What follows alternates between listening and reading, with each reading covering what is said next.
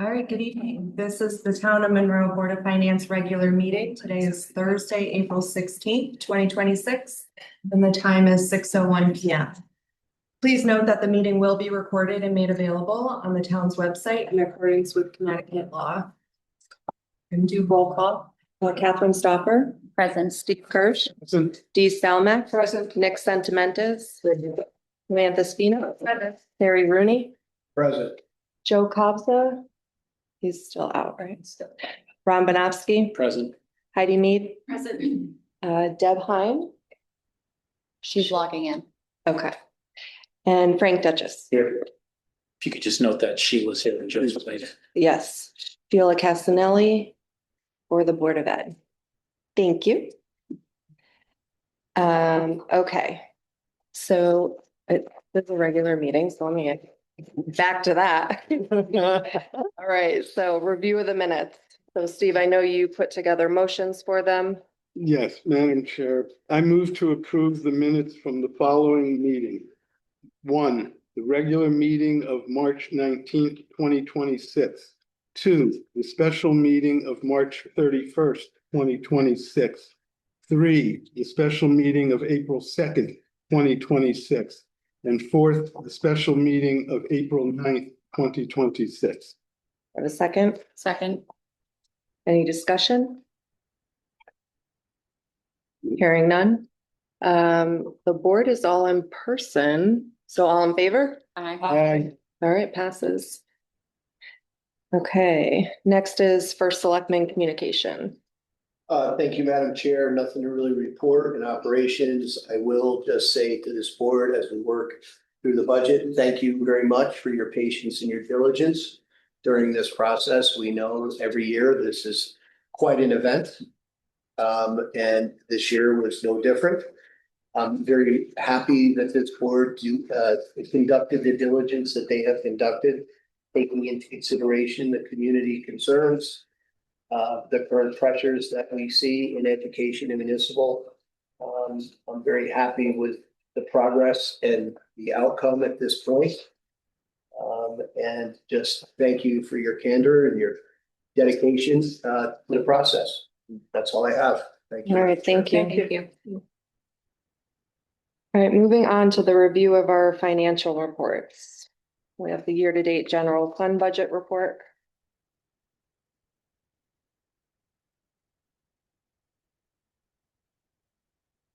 Did Ron have it highlighted? Yeah, so no, at this point, no, but if any, I'll entertain questions. If any has anything on this, we can consolidate the year-to-date general fund, A and B, the municipal and board fund activity statement.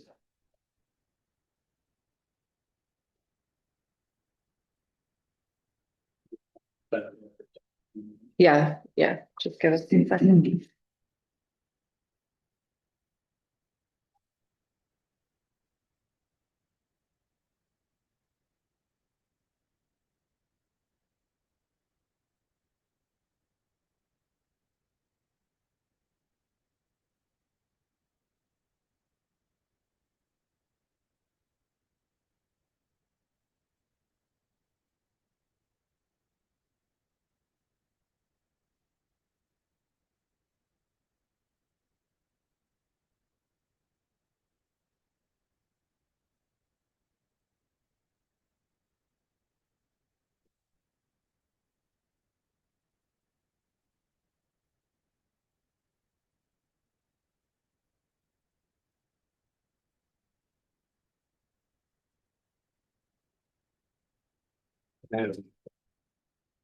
Any questions on that?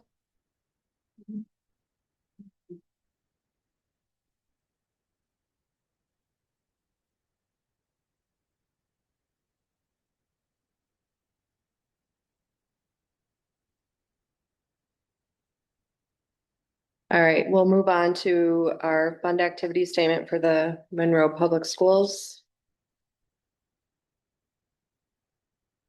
Are there any highlights from your perspective? nothing that I haven't mentioned the past month or two. Okay.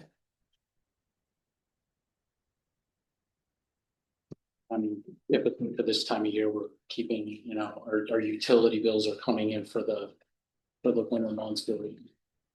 We've got everything. Actually, there was a warrant paid that was just paid this week that has our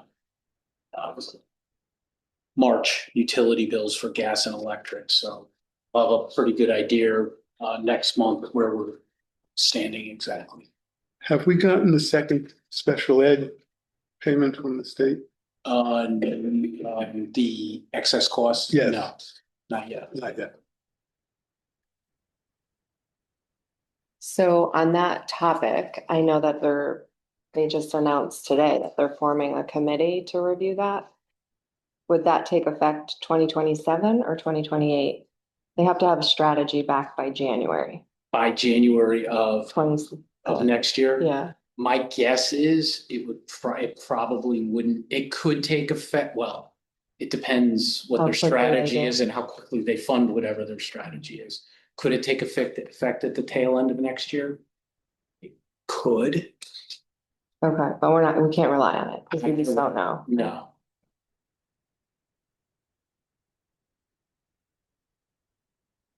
Okay.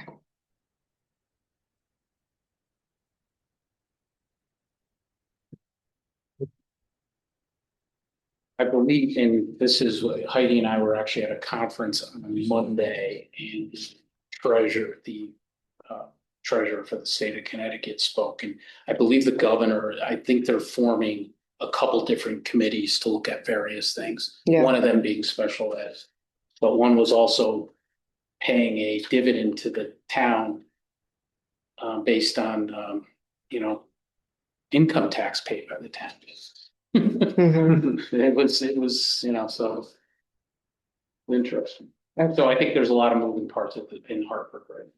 Which is good because it got a lot of, Yeah, I think that Mr. Scanlon was. But they're looking at ECS, excess cost, this other potential program, so we'll see what okay. comes out of it.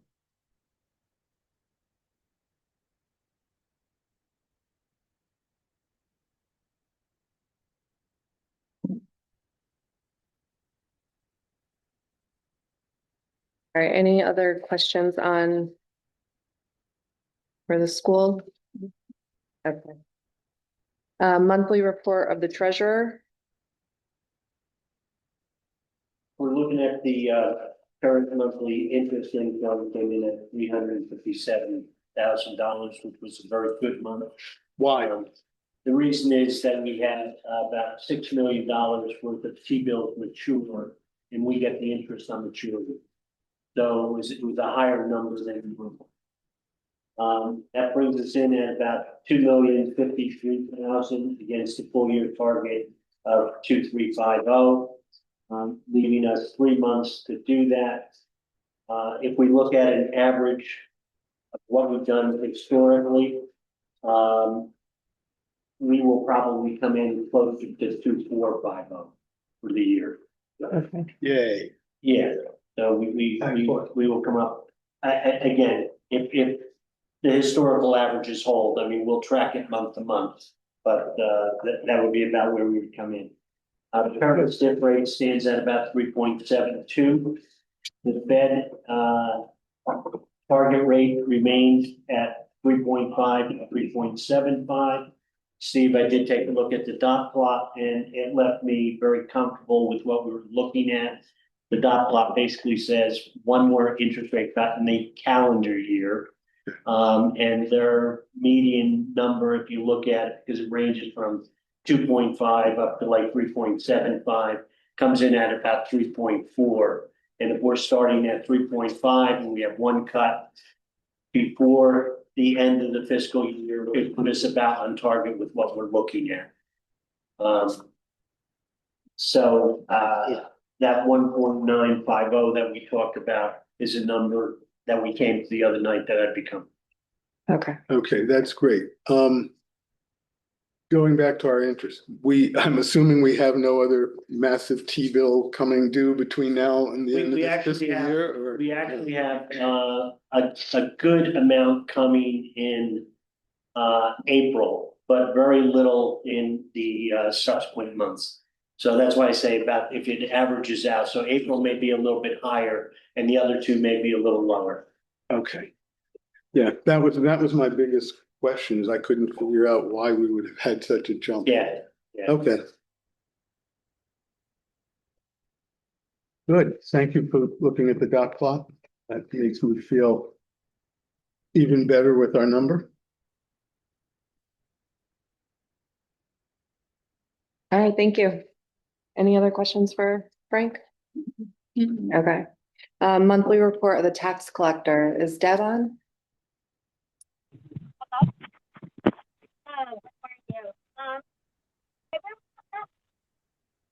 Hold on, Deb, we can't hear you. Is your volume up?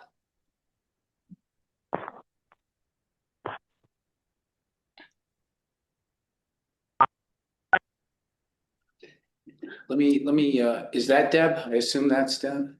Do you want me to call her? Let me make her, do you want to call her on your? Just click on that thing on the right there near the time, to the left of the time, there should be the volume. Yeah, I'm actually gonna make her All the way to the right there, near the date and the time, all the way to the bottom right. is this her, that's her, right? No, it was her phone, wasn't. I can't make her the co-host. Maybe because she's on the phone. Can I see the remote? Deb, you're on mute right now. Unmute.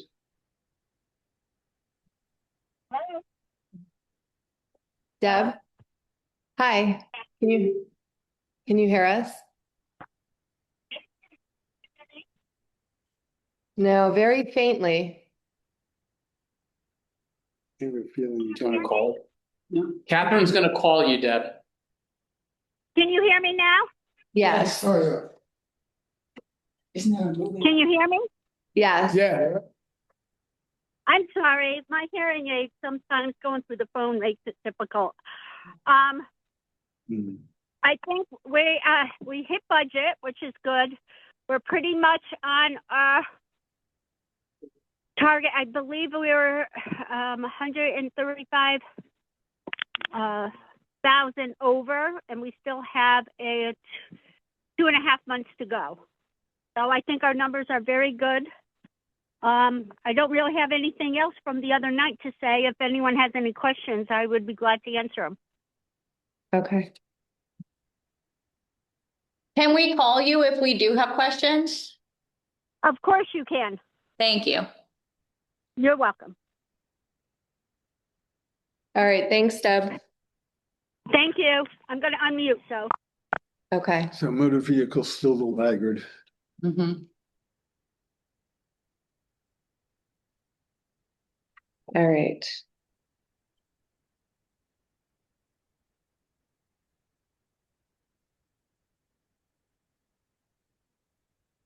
All right, moving on to our new business budget workshop.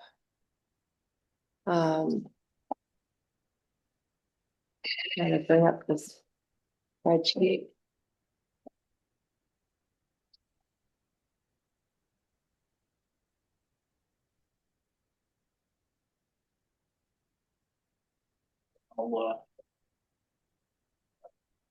Okay.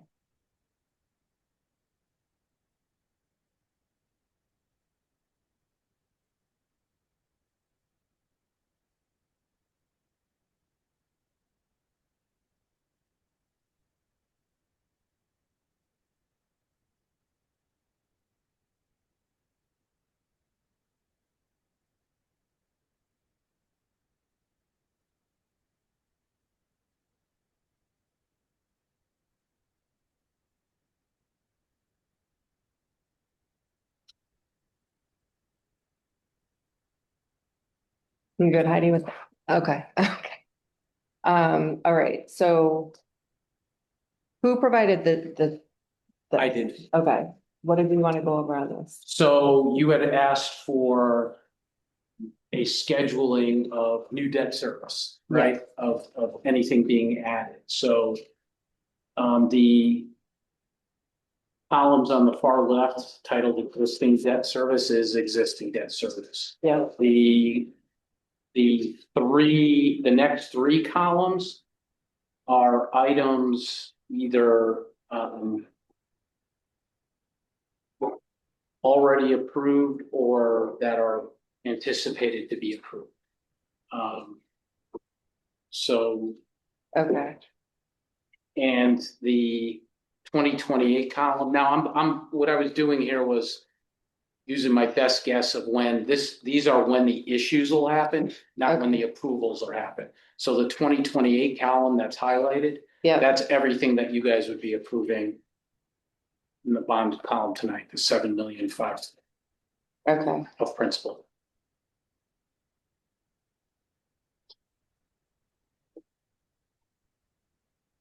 And if you look at all the columns on the far right, those are the totals of everything. So projecting out what debt service payments would be going based on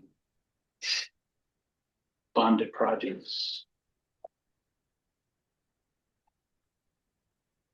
Just to be clear, this assumed that we're gonna need to bond about $1 million for Pepper Street to clean that up. That's done. It assumes there's a project for the Benedict property. So there's $1 million in it for that. There is nothing for Richmond Drive because that should be a wash over time. So I didn't include that at all. And obviously that's still pending. So what do we have to do on Pepper Street for $1 million? So I think it's substantially complete, but I think there's some pending stuff waiting for the state. Some extensions. I don't know if that would probably be more of a DPW engineer and town attorney question. But I know there's some items. But is that unreimbursable from the state as part of the project, or is that just part of our total? We still need to file for some reimbursements. Some of the 10% of the project is unreimbursed, right? That's ours. We own that. Right, but that million, where does that million put us in terms of the total spend that's our responsibility?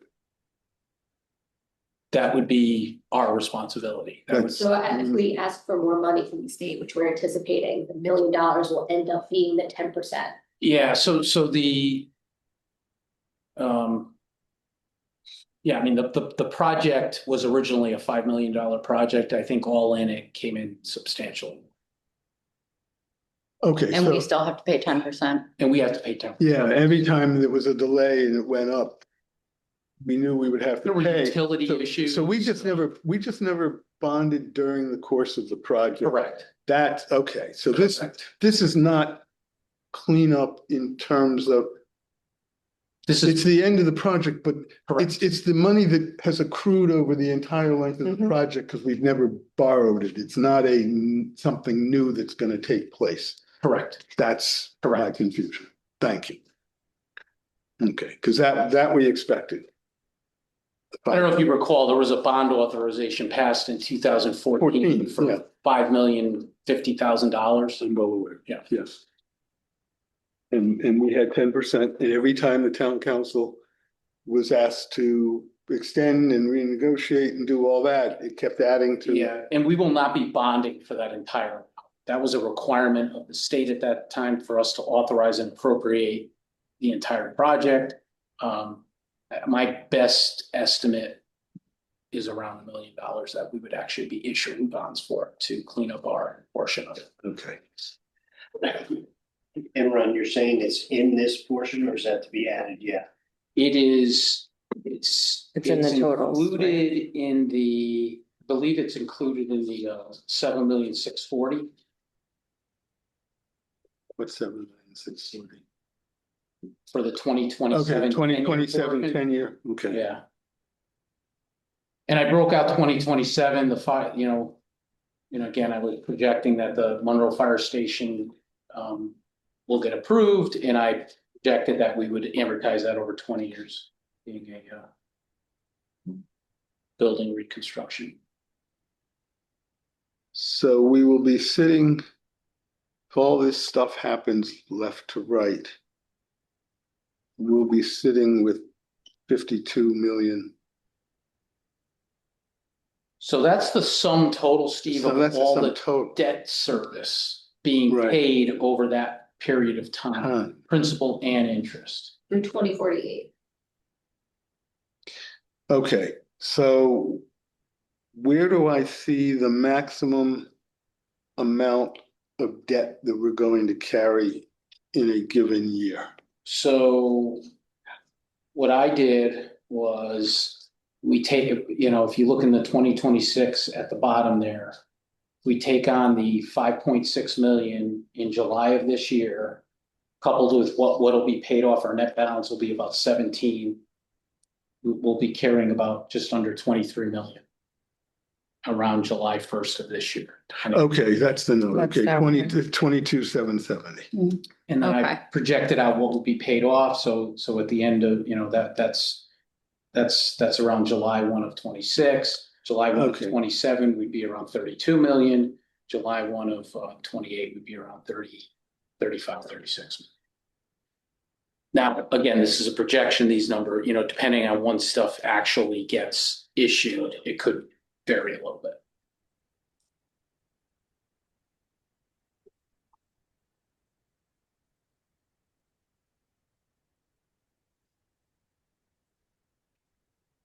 And a lot of that is because right now we've got penciled in 7 million, 7.6 million. Mhm. Yeah, I mean, that takes us back to more of a historical balance.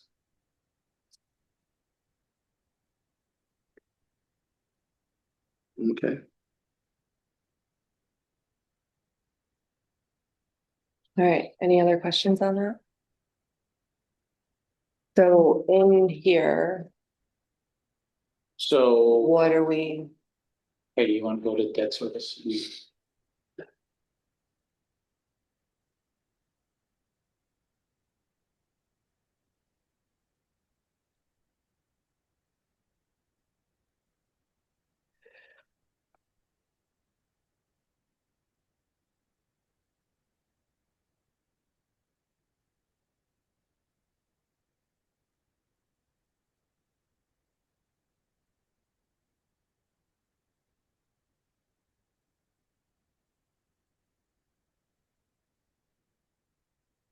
so we don't need to make any changes, it's all, It's in there. it's all. And again, the new debt service number, I think there's a contingency in there, not much. I think it's in here, it's at 133, 100. I put 150, that's based on, I don't know what interest rate we're gonna actually issue at. So that's why that's a little different, but if you look at the existing debt, the 3,575 is in there. The interest of 589, 150 is in there. Mhm. The new debt service interest on it, we would only be making one payment next year. That's the 150. It's in the schedule at 133.1. And then there's the lease payments, which is not bonded debt. It's a copy. So. so all told, it's going down by almost 300,000. Okay. Year over year. Mhm. Yeah. Questions? Good, I'm good. okay, thank you for putting this together. You're welcome. Mhm.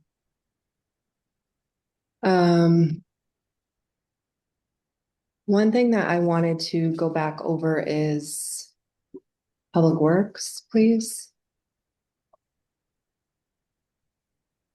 I have a question about that too. I get it. When we talk, can we call out pages, please? Yeah, hold on, 147.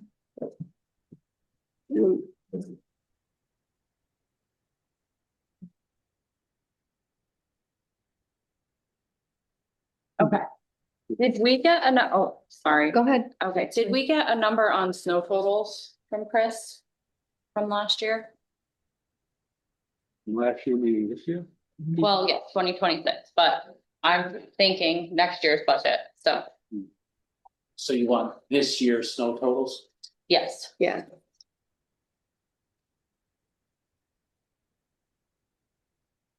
Year to date. I believe he did report that a meeting or two ago, and he does want to replenish the reserve for salt. Mhm. I think we discussed. So that, how much of that is the salt? Yeah. Because what was concerning me, Salt reserve, what was it? 81,800 for the salt reserve. 80. My notes. 81,800. Okay. Because my concern was, are we budgeting like a 3 to 5 year average, or are we budgeting based off of a reactive winter last year? Our average for the 3 years before this year was 18 inches of snow a year. I mean, these Yeah, are. but this number is to replenish his reserve, so. Right, but in terms of OT, and I know that, so the operating expense is for the replenishing, The, the 440. Like that 63%, that includes the salt? Yeah. So I think that what Steve's trying to get at is maybe the salt is one of these, like we have to Right. replenish the reserves, I think that makes. sense. Absolutely. Talking about how the Right. is better now, but then I have a note here saying that the snow OT was $85,000 over, so this was a pretty horrible year. Right. It's like the outside, you know. But that's like an anomaly year, Yes. so we would have to factor in like what was the snow total this year and then compare that to the 18 inches in 3 years prior. Yeah, so like it's almost like that 85,000 is like, that's where you start with, and then you start backing away Mhm. from that. yeah, so I think if you wanted to, so where are we? 510, so 520. So the snow overtime, I mean, obviously if snowstorms happen, the account's gonna run because roads are gonna get flat and salted, right? So the other option is to lower that and again, provide for it in contingency. Mhm. I mean, but that is another option. So year to date, I have a note here saying 24,000 negative in the snow account. Mhm.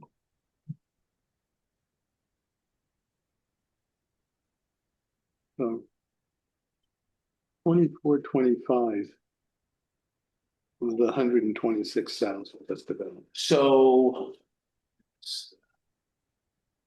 So right now, can't imagine this is gonna change. So we've got a salary, overtime, current year budget 160, actuals 245,000. Mhm. So we're at a deficit of 85,000. Okay, I have that. Snow contracted services, surplus of 14,870. Snow operating, snow operating expense is at a deficit of just under 65,000 right now. And that is replenishing the salt bay, to where they were. Mhm. So So that- that 440, So, yeah, so that leaves a total deficit in snow of 135. Which we were, if it cannot be covered within the budget, we were gonna look to the emergency disaster relief. how about that note?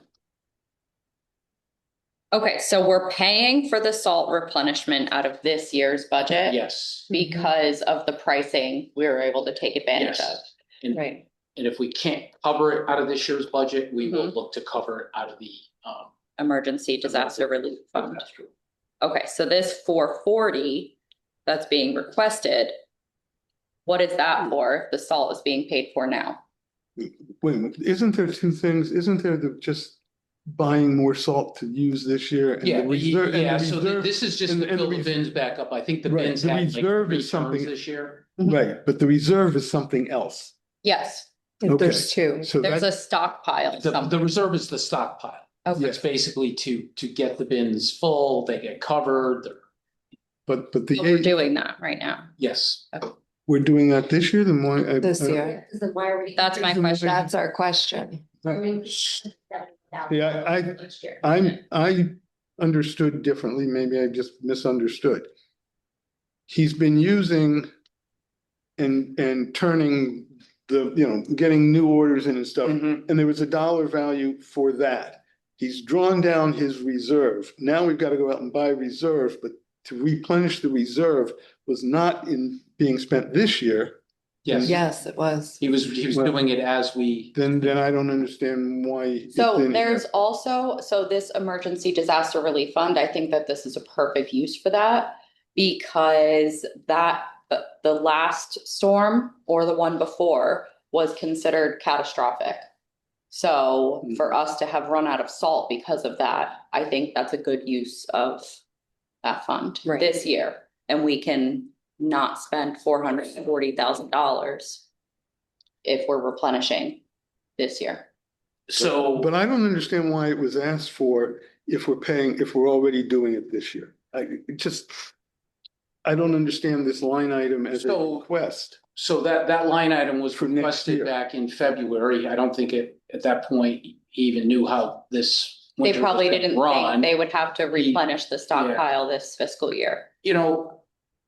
And again, I don't want to speak for the Director of Public Works or the Deputy Director, but I mean, could that be lightened and you add money to contingency? Or we know we have emergency disaster relief funds available if need be, if it's this was a perfect storm.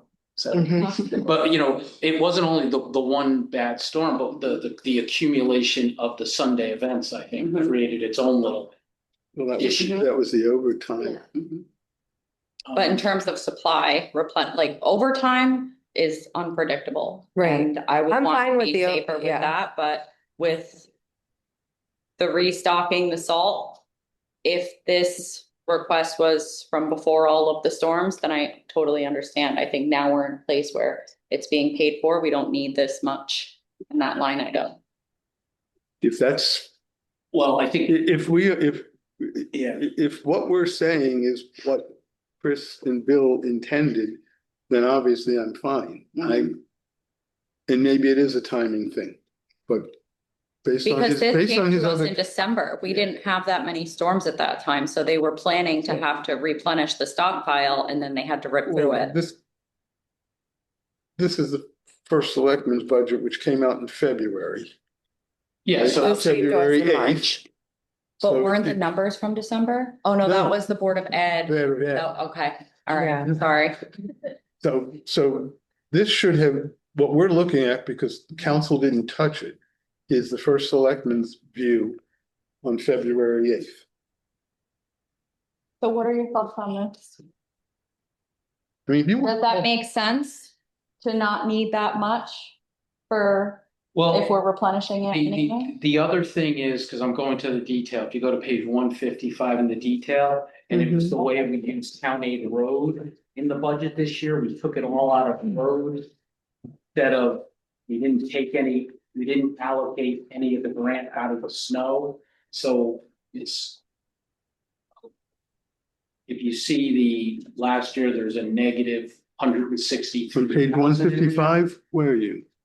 Page 155, at the top, Steve, Yeah, in your budget document. yes. You see the detail of the snow operating expense. Mm-hmm. You see the current year that we're living in, be covered by Town Aid Road 163. Mm-hmm. And that's we allocated all the Town Aid Road funds. If you go down to, they're all allocated to the paving and maintenance. Rather than carving it up and allocating some here, it doesn't matter, they're all qualifiable Town Aid Road expenditures.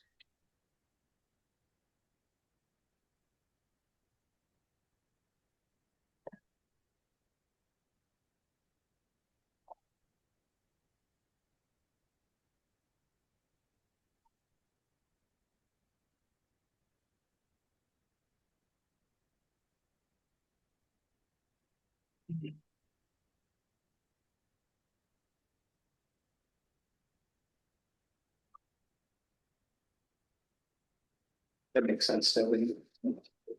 Well, I see what he did, but I'm not sure I'm less So, confused. so Chris doesn't allocate the town aid road, that's a discussion had when the budget gets to the first selectman. Oh, because they bought road salt. Is that what you're saying? No, so the town aid road's a grant. Right. Municipal, it's a Mhm. municipal aid we get from the state. And we utilize, we have use of those funds in a separate, it's accounted for in the town aid road fund. Mhm. That's what we account for it. So when Chris puts his budget together, we could pick off these expenditures with the town aid road. So that's where we have 637 available. We just allocated it all to that one line, where in prior years we said, oh, well, I'll say under the prior administration, he liked to allocate it out. It just, for ease of allocation purposes, we just allocated it to paving. And I see what you're saying. I see. So this year we're 100, that 440, 100. So this year we don't have 163,000 no, because it's being utilized Elsewhere. in 151, 720. correct. Thank you. So it looks high. So the 440, 100.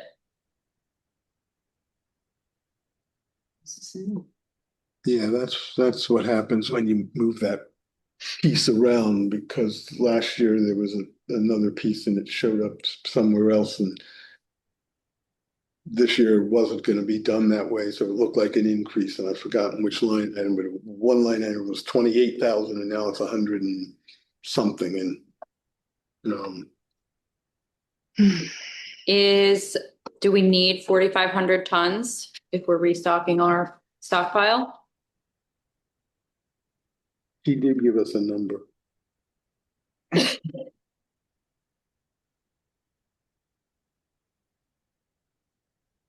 Would it be of value to call Chris and see if we can just put him? It's Or Bill. What is the exact question, Kirsten? Do we need 4,500 tons of salt next year? I am not gonna question DPW on the salt, because this year, if we didn't have that stockpile, we would have been like every other town that ran out. But they're all But we being did run out. replenished now. Yeah. So well, but that's the starting point, right? Yeah, I think that's what the they, starting point. which the replenishing, that we're gonna still turn the main bin. I think yeah. what got us through was that reserve. What got us reserved, that was our savings, So the 4,500 tons is the reserve. is the reserve. No. I think that's what they're That storm you. anticipating needing on top of what's already reserved.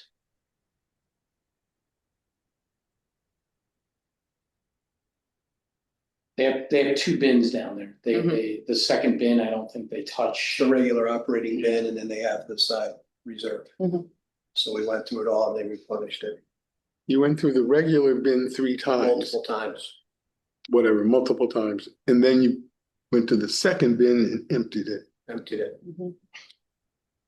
So we need to refill the regular bin and we need to refill the reserve bin. Okay. And are we really doing all of that between now and June 30th? Has it been delivered already? They've encumbered it. The PO was written. It's paid for, It's not paid for, but it's ordered. ready. Yeah. And it's a cheaper rate to do it now. Yeah. Is correct. I think, it's on the state contract. All the salt is brought, it's Morton's. Morton's, it's brought in through the New Haven Harbor, and it's, I think that's where all the salt enters the state through.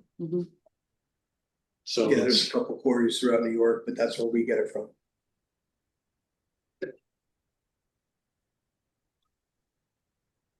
I mean, I'm sure. My mind is still.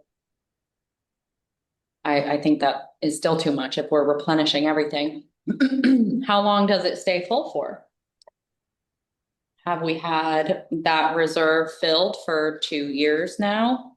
But they used it this winter. But last winter, like when was it? No. Right. Probably. We haven't gone through that much salt since 2013. Mhm. I don't want to shortchange them. We also don't have a crystal ball. Right, we don't, but we don't want to be reactive to a crazy winter. I mean, they put in this number. Just so everyone knows, all the salt that's brought in through the DPW gets you, all the schools use it, it's used. Townwide. It's used townwide, yeah. Parks, everybody. And citizens, but that's a small impact.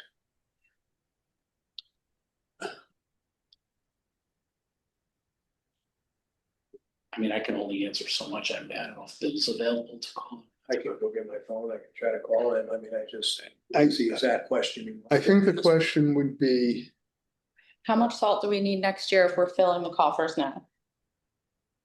And we had an average of 18 inches of snow the last 3 years. What's the snow total for this year? Harry, I can. Okay.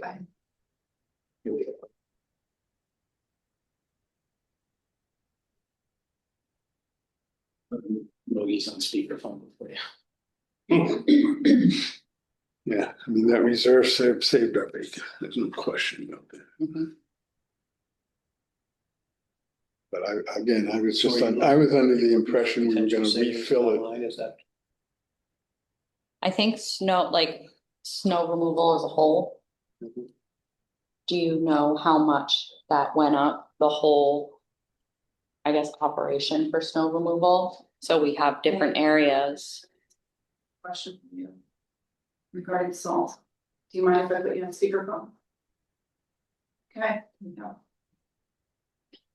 Bill? Hi, Bill. Thanks for taking our call. We're just discussing snow and salt supply, so there's a couple questions. Go ahead. Hi, Catherine. Hi. We are wondering about the different bins. So you have one bin that is basically your normal operating. You just always go to that, and then you have your reserve bin, right? Yes. And you just filled it with 4,500 tons. No. Okay. No. We have our reserve bin, or well, let me rephrase it. Our main bin, we have about 1,500 tons in there. Okay. Maybe a little less, we filled it pretty good. We pushed everything in. Okay. Got everything. And our new bin that we have, where the old reserve bin used to hold around 600 tons. We've expanded it to hold 1,000 tons. Okay. So we'd like to put the 1,000 tons in there, put a cover on it, a tarp over it. We get a special tarp that's made, put over it. And then we have our roughly 2,500 tons that we will use within the first 3 or 4 storms, but we don't have to worry about calling for salt. Okay. Unless we, as we use it, I usually call for salt basically when I'm about 750 tons down. And we like to keep everything that way. This year we couldn't do that. We called and we called and we called and nothing came. And that's what made us kind of expand our reserve pile, so to speak. Okay. So Bill, this is Steve Kirsch. So you need to buy 1,000 tons for the reserve. I would like to buy 1,000 tons now to replenish our reserve supply. And that's it. And then at this year's price, and we have to do that before the end, I think it's the end of June. Oh, okay. That's when the state contract ends, I believe. Okay, so stop right there. So in this current fiscal year, we need to spend whatever it costs, and if we have to take it out of our emergency fund, we will, to buy the 1,000 tons. Yes. Okay. then the number that you have for purchasing salt in the upcoming budget, the budget we're discussing right now, Discussing now, right? that begins July 1, Yes. those dollars will cover what? The winter that's coming in that budget season. So the budget starts in July. So that will cover November, December, January, February, and March of 2026 and 2027. Because January starts 2027, obviously. So you're anticipating, sorry, this is Samantha, so you're anticipating, in addition to the reserves and all of the filled up salt bins that we have, we're going to have to replenish throughout the winter of our next winter in. Well, I try not to have to replenish the reserve if I don't have to. I tried to work out of my main salt bin, the covered bin that I have. Okay. And in the past years, we were able to do that. Unfortunately, this year, we ran into some problems. Okay, so this year was definitely an anomaly. In the years prior, how long would you say one lasted you? One full 4,500? Well, with the reserve lasted us, I would say probably three to 4 years. Okay. And then what we do is we take, because I can't keep that salt for too long. Oh yeah, it'll go bad, all stick together. Exactly. So then what we do after 3 years, I'm going to say 3 years. I like to use it. I could go 4, but 3 is a good number. I'll take that and I'll put that into our main covered bin. Mm-hmm. And then if I have, if it's a good year, I'll replenish the salt in that reserve bin. Okay. Because I'm taking, you have to keep using it and rotating. Yes. Yeah. That's exactly it. Mm-hmm. Okay. And the last question I have is, did you get the snow total for this year? I did not. I didn't. That wasn't. You know what? I thought Chris was doing that, so I apologize. Okay. But the first thing I'll do tomorrow morning is I will look up that snow total. I'll give it to Ron, and Ron can text it to you guys. Okay. I'll take care of that. Okay. So Bill, if we assume you're going to replenish the reserve this fiscal year. Yes. And you've restocked the primary bin or whatever as of now, why is the snow operating expense increasing by $170,000 proposed next year? What are we? Because the town aid road is 163,000 and equipment replacement is up by the balance. Right. Okay. There you go. Well, and then you said, just want to go back to something you said earlier. You said previously the reserve held 750 tons. I'm going to say about 600. So, 600. So what's 600 now, 1,000? So we're replenishing a bigger amount than we had in previous years. We're going to have more salt available to our town for the next fiscal year. If we fill it. Yeah. Well, yes. I mean, if like I said, if we have to go into it, hopefully we will, and we'll be able to just operate on the normal.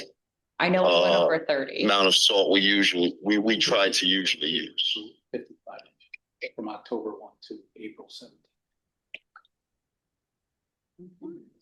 So with the explanation that part of the number was the town aid road. Town aid road. Number, Yeah, that helped. then that makes this number a real number.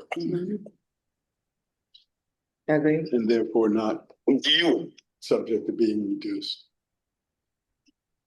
Go ahead, Bill. Well, I said I have my usage for every year and what I order every year on my desk. Unfortunately, I'm not there. Okay. Well, I think we've answered. and look at the numbers if you want. It's on top of my computer. If the office is open or Rita's there, it's on right on top of my computer. It's on a yellow pad, not a yellow pad, but a small pad I have every year. And I can show you exactly how much I ordered and how much we used every year.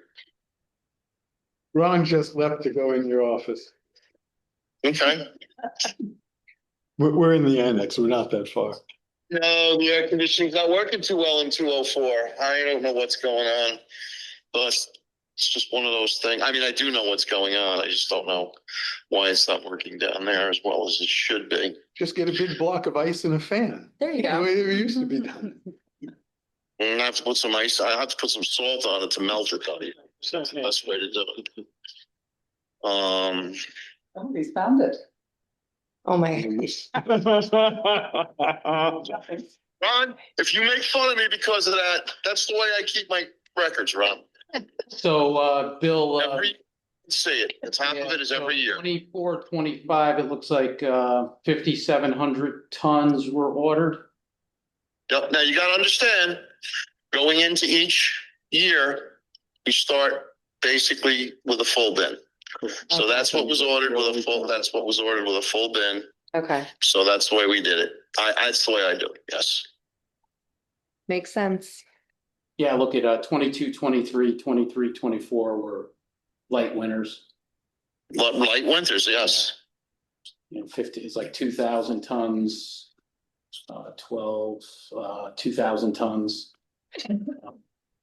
5,700 tons was 24, 25, and replenishing it, we'd be at about 5,600 this year.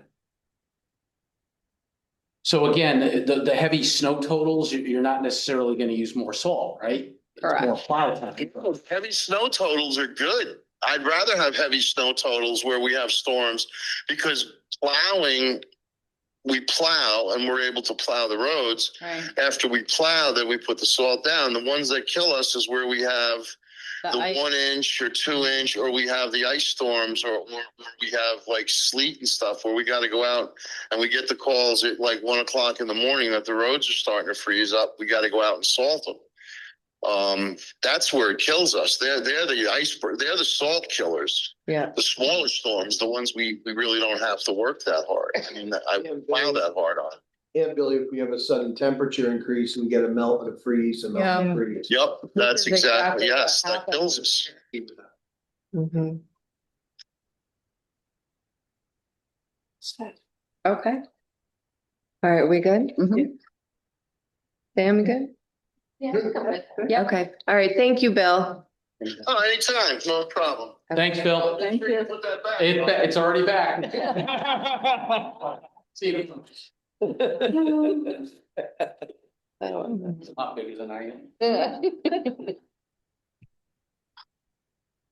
Okay, I'm good with that. Yes. Okay.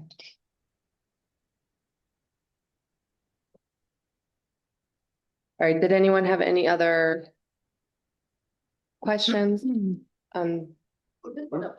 Go So for it. we were talking about the reallocation of the town aid road. So, or I get from, we had it in different parts of the DPW budget prior year, you know, like all in one bucket. And so all of that did go into highway maintenance. And so there is an increase from last year of 200-ish, $175,000, right?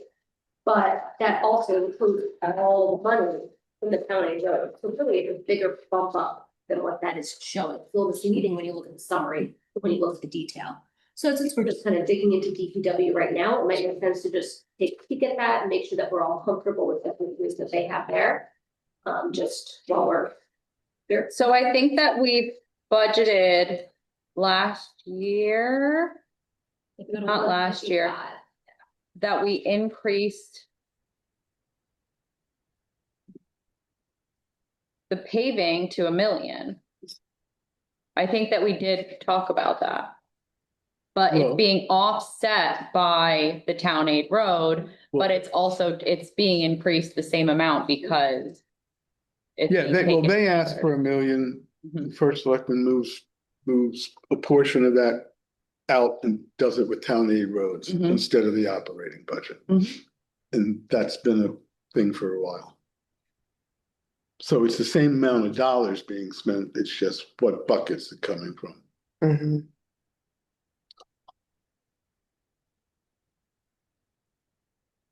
So yeah, this looks like, you know. It's not like an apples to apples. No, that's what happens when, Yeah, so that's what's throwing it off this year, yeah. Mhm. yeah, if we distributed town aid roads consistently each year, then we'd be all right. But if you distribute it one year, if you put it in one bucket one year and another bucket another I year. think from a consistency basis, I'd like to park it there going forward. I agree. Yeah. Spot, yeah. One spot, yes. That's just kind of had to make the leap. Yeah. The other thing is they're doing more, this line did go up, I think, because they're doing more of the paving in-house. So we're increasing it by 150 because they're doing more, but that's where the line is increasing. Mhm. I mean, I think we're all in favor of paving more roads. I just kind of want to just kind of come full circle with where those dollars would go. Yeah, I mean, my issue is the flip side, right? Is that town aid roads is offsetting, putting it in the operating budget, where my concern is always, well, what happens if the state starts cutting back on town aid roads or any other money? And now we're dependent upon that to do our minimum amount of work. Whereas I would like to see town aid roads be a kicker. And again, I go back to when we started the road program in 2010, the statement was made that we were going to add $100,000 to the operating budget each year for at least the first 9 years. It didn't happen. We'd add it one year, we'd take it away the next. It is what it is, but. Okay.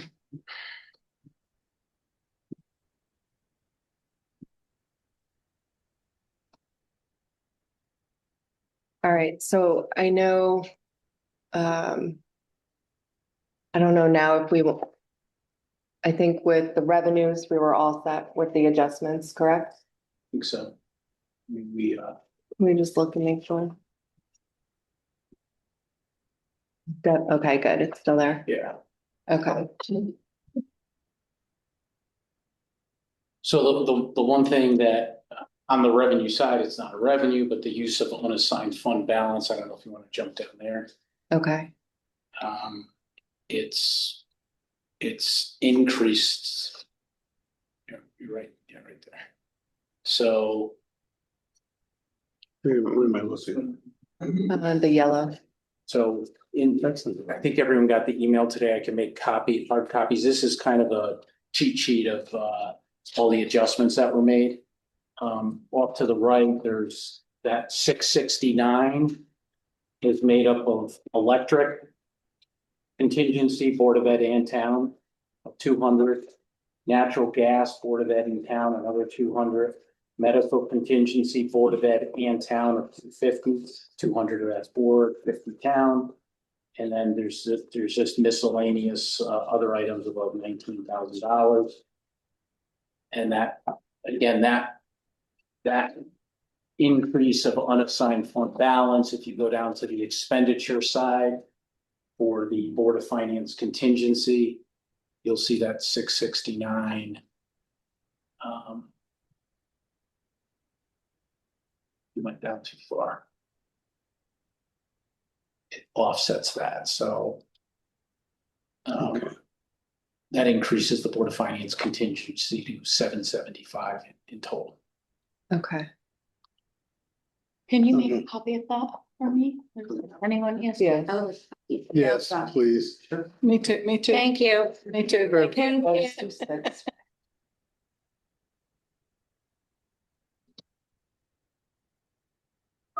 25 cents a copy. It's actually, that's a copy. So we did something at the last meeting that regarding the Board of Ed that I wanted to revisit. What we did Could actually put that.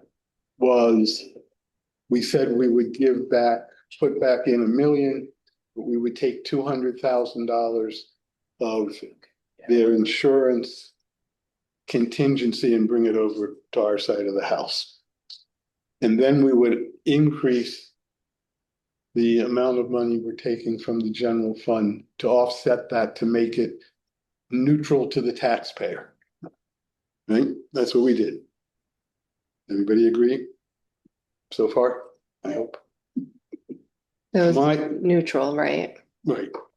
Which I think is what you said. It was, I mean, that's the effect, and that's what we said.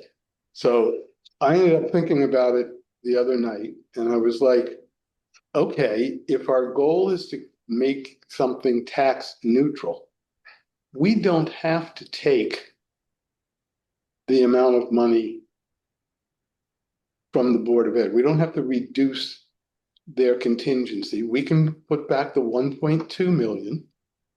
We can leave the contingency just where it was, and we simply put $200,000 in, again, the same $200,000 from the general fund, and you've ended up in the exact same balance to the taxpayer. And for full disclosure, having thought about it and come in tonight, I asked Ron whether what I just said to you was somehow wrong, and he said no. So if our goal is to reduce an impact to the taxpayer, we don't have to start moving contingency around. We can just put the $200,000 that we're trying to save the taxpayer in, take it from the general fund, period, full stop. If we want to do what we said the other night, which puts us in the same place, the downside to me is it starts a process that says if the school system needs that money, then they've got to come to us and we've got to go through a process of approving it. But that's always been No, because it's for no, because contingency, right? We've never held their contingency. Hasn't it always been No, it's been in their budget. No. for insurance? For insurance, I've always contingency there. Okay, I mean, you have to calculation. At the end of the day, it doesn't necessarily matter, right? If it's held on the town side or the board side, we would just need to come to the board, come to the Board of Finance and Town Council to get it released to the Board of Education. So there's that, still would that be that efficient step, which wouldn't happen until probably the latter part of next year. But, you know, it's just a matter of where in the overall budget it's being held. Because once we decide to make it taxpayer neutral, again, just looking at that as one item, I question why we would do something that would end up creating more work, more tracking. What happens if they spend it all this year and then they want to put more in the budget for next year, then it looks like an increase. And I also think there's an optics piece to this, right? Because we want this budget to get passed that we come up with today, right? And if people sit there and they say, our first selectman, that they were gonna give back 1.2, and then the Board of Finance comes back with 1, even though technically they're getting everything that they need, we're not really taking anything away from it, we're just shifting those dollars from Board of Ed to town. It's gonna, I think that the average, citizen of this town is gonna sit there and go, they took $200,000 away. And I think that if we're just talking about geography on the budget, I mean, do we want to open that can of worms of like, without saying, I don't want to pass this budget because they didn't put back in the 1.2. I think that is something that just to consider. First Selectman Rooney, how do you feel about that? How would you feel about the optics of us really giving 1.2 million, but it coming short? I mean, Optically?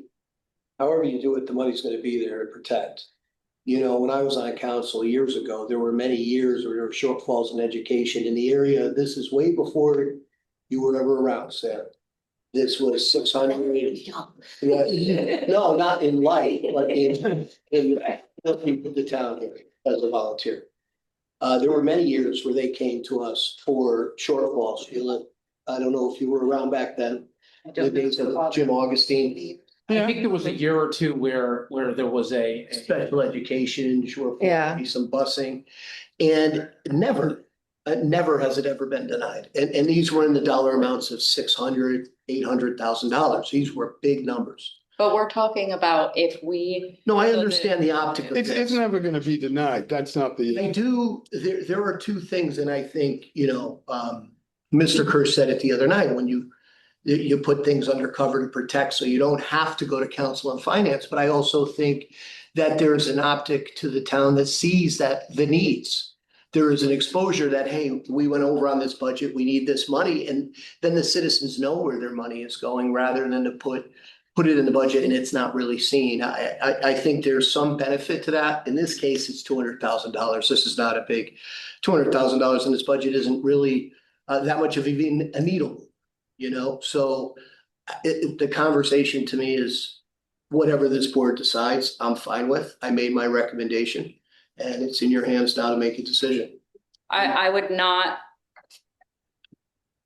think that it would be misunderstood that it would be that $1.2 million that at the end of the day, nothing is getting taken. Yeah, it's just getting reclassed to a different. But even with Right, that, but it's Pam, not- like, even when Joe was here and Frank asked clarifying questions, there's no impact to the programming or to the education. So No, this look is at that. like, I think it's still- exactly.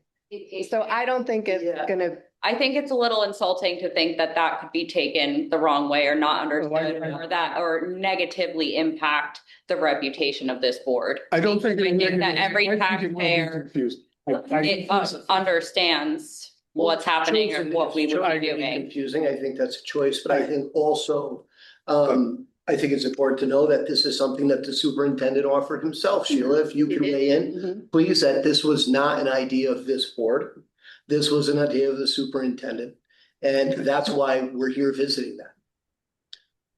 Oh, yeah, no, I agree. And that's why Well, I think to clarify, if there is confusion in the general public, that this was something that was offered by the superintendent, not because there was pressure, because he is trying to work with what he has. Is that a fair statement, Yeah. Sheila? yeah, I mean, It was his suggestion to. It was his suggestion. For the people listening and the people that may be confused, this was the superintendent's suggestion. Oh, I agree. My only And it point. didn't just come out of, we discussed it internally. Right. Oh, Because absolutely. he wanted to make sure that. Yes. The net impact, there was no net. There was no net impact. It doesn't matter. Yeah, and that's why But the optics of it's not 1.2 million, the Board of Finance did not put back 1.2 million. Completely false. Right. yeah, it will need to be explained because putting back 1.2 and us taking 200,000 from the general fund to make it tax neutral, very simple. Putting back 1 million and then trying to say, but we've also reduced their liability by 200,000 because we're now to put that in the Board of Finance side. It's just another, excuse me, it's just another statement.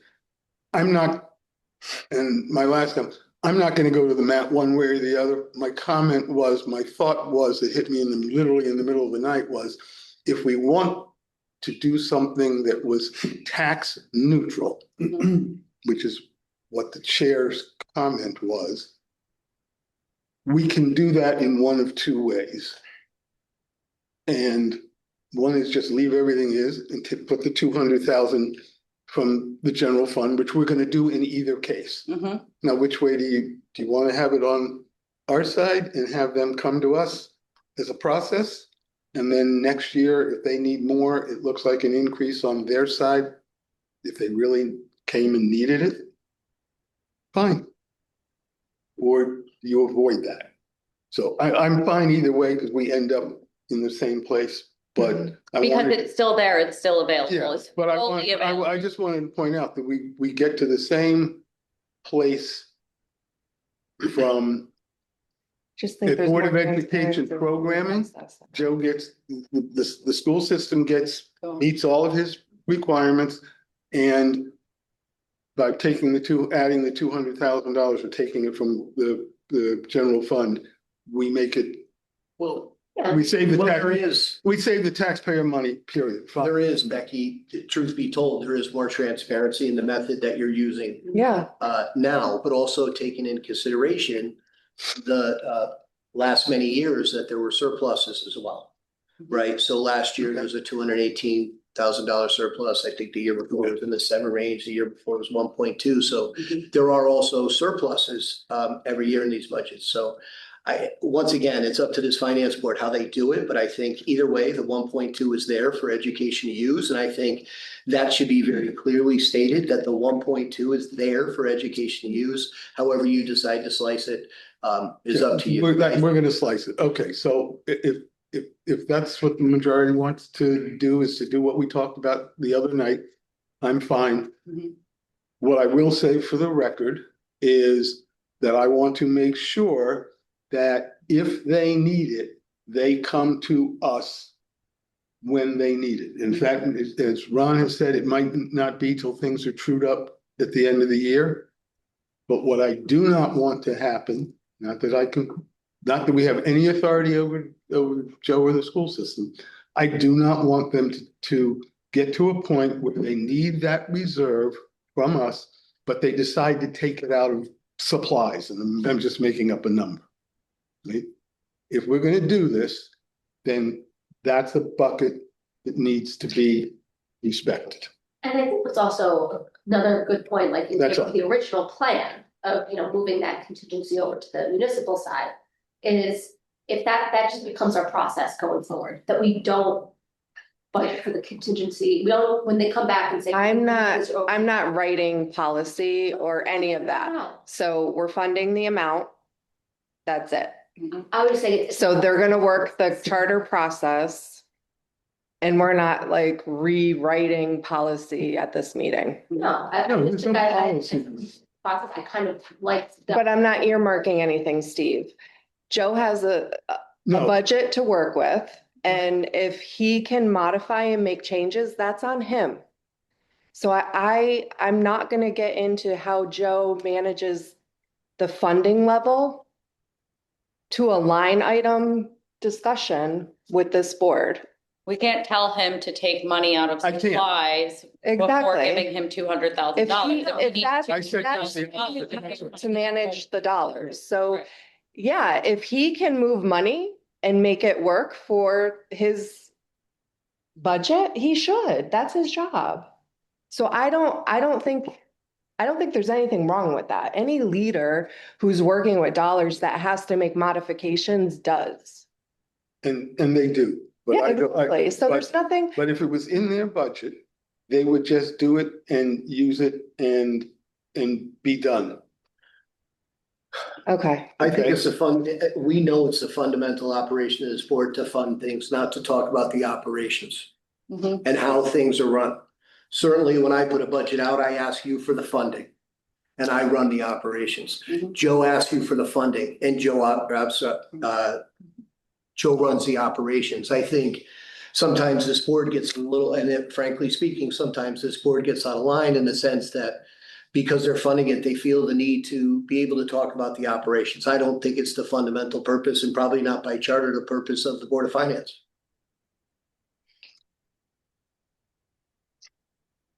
I do think it's important to understand the operations. Absolutely. Absolutely, but I think getting into the weeds, going down the rabbit hole of how operations go, that is up to the superintendent on the Board of I'm just Education expressing side. my opinion that I want them to not be hesitant to come to us if they need. I don't think I don't we've think ever Joe would. given them a reason to be. Ever. And when I was on council. every time Absolutely they- not. There's no reason. No reason for them to. We've never held normal operating funds of the board. We've done things for emergencies, but this is the first time that I'm aware of that we are holding an operating line item. Steve, I think you're making a big deal out of this. No, I'm done. This was I've a said my piece, suggestion Terry, and by I'm not. This was a suggestion by the superintendent, once again. I got it. This was the superintendent's suggestion, Sheila. Yes. You are the assistant superintendent. This was a suggestion by the superintendent. I think putting it on this board at this point in time is not so correct. Joe suggested this. And also that argument, this is the first year that we're using Town Aid Road in one account. Should we not be doing that? That's a, well. It's a I different don't think argument, it's but apples and oranges. it's similar. Okay, anyway, I've made my point and I'm fine.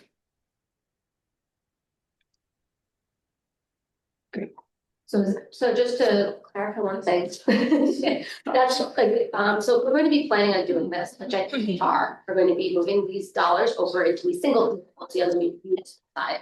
Are we saying that that's going to be our general path in future budget seasons, that when we see an item like a contingency of that nature, we're going to try to consolidate them like this? We're going to take our utilities contingencies, our health insurance contingencies, and instead of having them sit one budget, other budget, all in Board of Finance contingency on a go-forward basis. It's more of an Is accounting. that kind of how? Yeah, I mean, Yeah. look at, Going forward, this is a policy that us as a board are taking the way we It's handle the practice. finances. Yeah. I think that that's something that is interesting and should discuss, and then next year, if they're over on utilities and we are budgeting, we're not really able to understand how big it's gonna be. We just go, oh, but that's fine, we have the contingency. But All don't of we it do that bucket. already? Don't we talk about contingency and move money at the end of the year with the transfers for utilities? yeah, so when building the utility budget, and again, the board's utility budget was originally prepared in November. The towns was finished up a little later than that. You know, things change, things have changed already. So in building that initial budget, is there some there are some projections made, you know, best guess estimates made at that time. As you work through it, you hopefully tighten those numbers up. I feel the numbers are pretty tight right now, but why are we looking to provide contingency that I wouldn't necessarily want to tax the taxpayers on is for a lot of unknowns that may or may not pan out, right? You know, whether it's a pure rate hike in January or it's just, you know. But it does come to this board for approval of use, right? So The, that's always been our process. Yeah, any. That's always been, yeah, that's in the charter that. right? This, it's got a use of the contingency is provided for in the budget up to, I think we could actually, 1%. it's 1/2 of 1 mil. Which is about $1.6 million.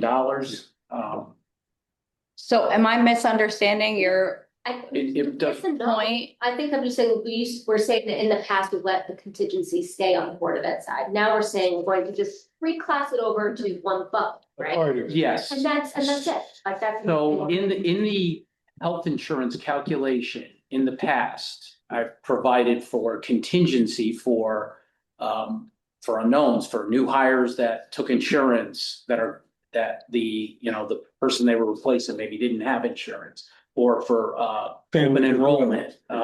Somebody's spouse gets laid off and now they're jumping on the board's insurance. You know, those are things that, you know, Yeah, we'll never know. we don't know. So you're always gonna provide for some level of contingency. And especially on, you know, that variability is a little more unknown on the board side than the town side, just because of the sheer number of employees, right? Are you looking for section 9? What do you have, the town charter? Yeah, that's what I'm going through, yeah. But people like the idea of consolidating. That's fine. And then it's all one big bucket for both sides to kind of. That's how I do it. The charter. But that just has to, over just when you're like initially thinking about mapping out for the next year, we just kind of put all those contingencies together. But again, So, and remember, and there's two pieces of that contingency. We're pretty sure that half of that contingency is gonna happen because people have already we're expressed. only moving half. We're only We're moving moving that. half, yes. Right. And so next year, you'll have to analyze what happened this year and figure out where you are and So do you budget a straight percent for contingency? You know, as the, when I looked at the recalc, when the new rates came in, I tightened that up because there were a little more, known, Because where we were because of where we were. and where you were. People, you know, I think there were 5 or 6 employees that expressed an interest to jump on, from when the original budget was prepared. But in the general course of preparing the budget with Joe back in October, November. I'll use about 4 or 5% as a. Thank you. That's where I was getting at. Okay. So if let's just say for sake of argument, 4% ended up with 400,000. Now he knows several months later, he needs 200,000. So we're taking the other 200 and they'll come if they need it. And that's fine. So next year it might be different. It might be a different amount. Mhm. Okay.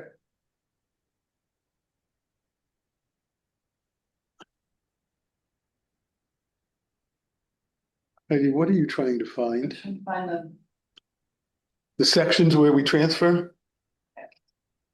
I could, why don't you, Can you search it on the top?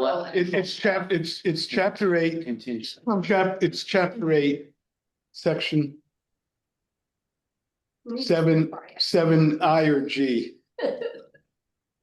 Whichever one. See duties. Expenditures and accounting. Oh, 1/2 of 1 mil, Oh, that's. the grand list. Oh, okay. I thought you were talking about what.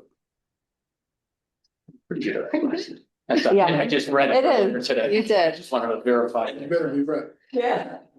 No, I was looking at the two sections where we do transfers, right? So some of our transfers are done under section G and some of our chapter 8, section G, and some are done under section I, and I don't remember which is which until I have to build the motion. Well, I is the contingency. Contingency, okay. G is. Yeah, G is the more common. and then can you scroll up to F?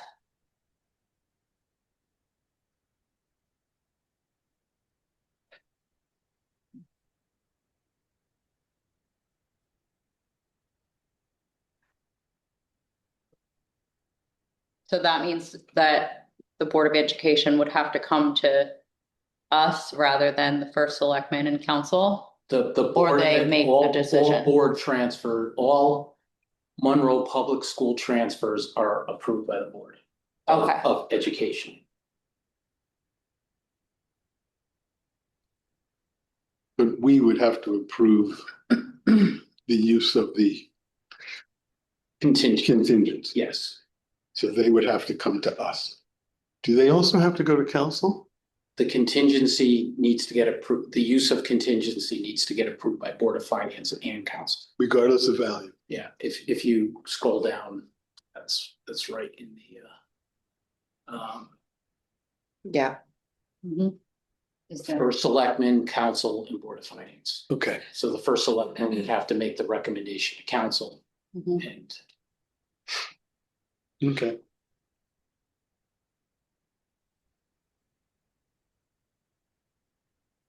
And just for the record, in my tenure, in my current position, I've never had, as long as it's been well laid out and communicated, I've never had an issue with this board or first selectman, ultimately, Or Never. council. or town No. council. The only time I know that we didn't do something that they wanted was the field. Putting money back into the field with the surplus at the end of, when we decided or somebody decided we would no What field was that? longer keep that The fund. turf field, and it was on the record, and Yeah. it was basically agreed to that we will bond for it when the Yeah, time comes. that was, Oh, because the original negotiation had holdings every year. Yeah, and that wasn't, Replacement. yes, and that wasn't gonna be enough anyway, and there was going back about, it was probably 4 or 5 years ago. There was a surplus and I made the recommendation, hey, maybe park that in committed fund balance for the field. And it was decided at that time that was not gonna, but, which is fine. Yeah, I think that's the only thing that I can remember where this board actually received a request and said no. Yes, the track record is, But that was a little different. and it only was, Because it was more looking forward, Forward, it yes. wasn't an immediate need at that time. no, and it was, We did have something, I think it was 2 or 3 years ago.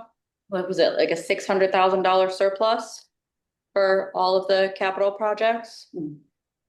That we had going on that we yeah. we let the board keep. So. That is correct. Oh, I think just about every year that I've been here, they've kept most of their surplus to chip off capital, Yeah, right? Which is So great, even we had. yeah, we push it. My first year, we had 1.2. And it helps later on. right, and like we the paper always- that you're ordering now, right?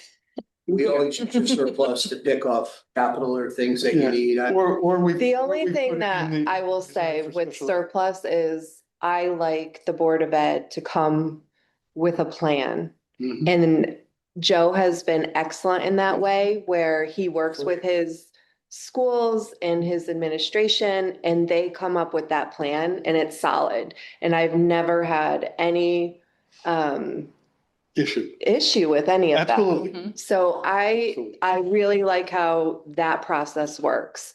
If you came and wanted like a blank check and like, that's where I kind of, hesitate. And I'd just like to add to that, because under current law, the Board of Ed does not have to Mhm. return the funds to the town. That's And right. Joe, because of the working relationship, and as what you just said, has made it clear and has recommended that no, that they don't do that. Don't start an adversarial situation. Right. And I respect that position, because clearly legally, if the board didn't want to give it back, they could put it in that fund and do whatever they wanted. So I think it works very well.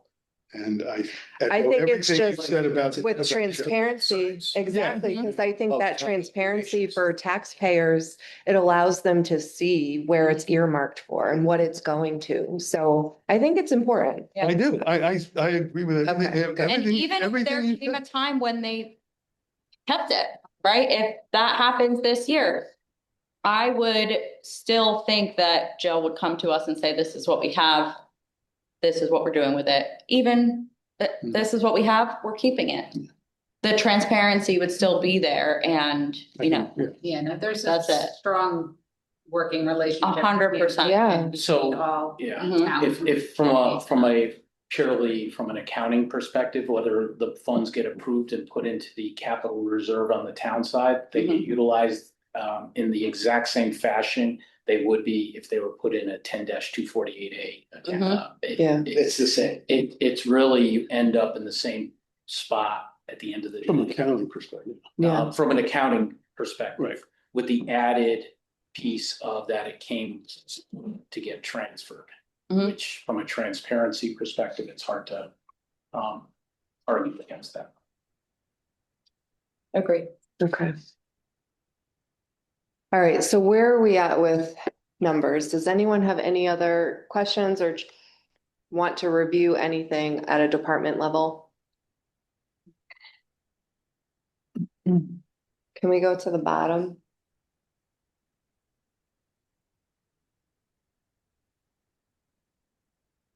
So now with the Board of Finance contingency is all set, right? Mhm. 69. What? Mm-hmm. Can you do the full screen? one? Yeah, that's what I was sorry, trying to, I'm just having. There we go. I was having some functioning issues here. Here, and then I'll sit back down and stop hovering. You're fine, Sam. Honestly, if you want to pull up a chair over here. Sam, come sit here because it's a better view up here. We should get my eyes checked, actually. Oh, I'm watching your neck and you're like. I'm more comfortable this way. Okay. Yeah. Anyway. So.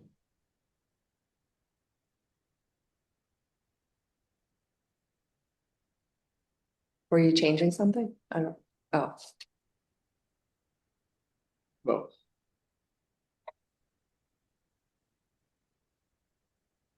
I had a question, is anyone taking a look at the overtime budget for the police? Are they doing anything to kind of mitigate that, or that 450 number, is 480? I think they're hiring. Right? Yeah, so when we talked to Chief White, we did ask about that overtime, but recall his statement though. I think with the current staff, it was still an adequate number for them. Okay. But there were two officers coming out, right? So, Yeah, but there's also a concern this year with losing officers as well. That was his there were 7 Yeah, that was his last. potential. They had changed, Right. the state pension plan has changed and the COLA is not the same, so we're gonna get a mass exodus before that changes. So I think that was why we were comfortable keeping the OT. 'Cause we Right. anticipated most of the staff. Anticipating backfilling, Yep. Right. but he's a very good steward with taxpayer money. He's very cautious of where he spends. Yeah, I mean, the biggest concern is whether he can fill the spots, and he's not gonna be. That able is the biggest. That's- So number one, and number two, because of the change to the plan, as he said, you're probably not gonna get seasoned officers moving from place to place because there's no It's gonna benefit to it. change. There's no right? real benefit to do that. There's no benefit to doing it. So now you've got to bring in, prospective new hires who then have to go through, the training program and the expense of that. And also because we're not a big department, 42 members, 44 with administration, that's non-union. In a bigger department, you can absorb the loss of officers, and then sometimes paying overtime is cheaper because you don't have the medical insurance and the extra costs. But because we are a smaller department, we don't have that ability really to give coverage to the town in an ample way and simultaneously be down officers, Where in some cities, they'll be down 10 officers, and paying the overtime sometimes is advantageous financially, but with us, it doesn't really work out like that. No, and we have to get back to full strength. Just the 2 officers that we're talking about now for the off shift and the coverage of the town. Yep, exactly. You lose 7 officers. Where like, I came from a city like Bridgeport where there's multiple cops and then you can do it, and a lot of these cities run really low, especially now because it's very hard to fill the spots. I think some big cities are down 100 plus officers, even neighboring towns are down 30, 40 officers from their allotted amount that they're supposed to have. Yeah, I mean, some of them are down more officers than we have. Yeah. Just about. And again, a couple added issues not to forget too, is they're the first responders of the town. Yes, they are. In an emergency situation, and they also provide, 2, 3 SROs? 2 SROs. 2 SROs to the schools. Mhm. Okay, so with the modifications that we've made, we're now at a mill rate of 29.879 with an overall increase of 4.21. So we're below the magic 30.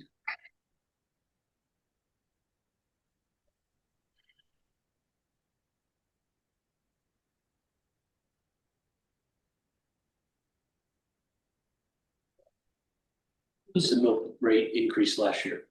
3.68. Oh, no. Yes. Percent.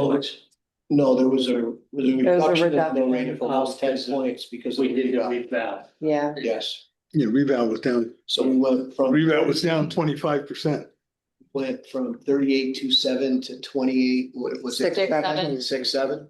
All the property values. Yeah, that's a hard Yes. year to compare. Yeah, no, the mill rate was down 25.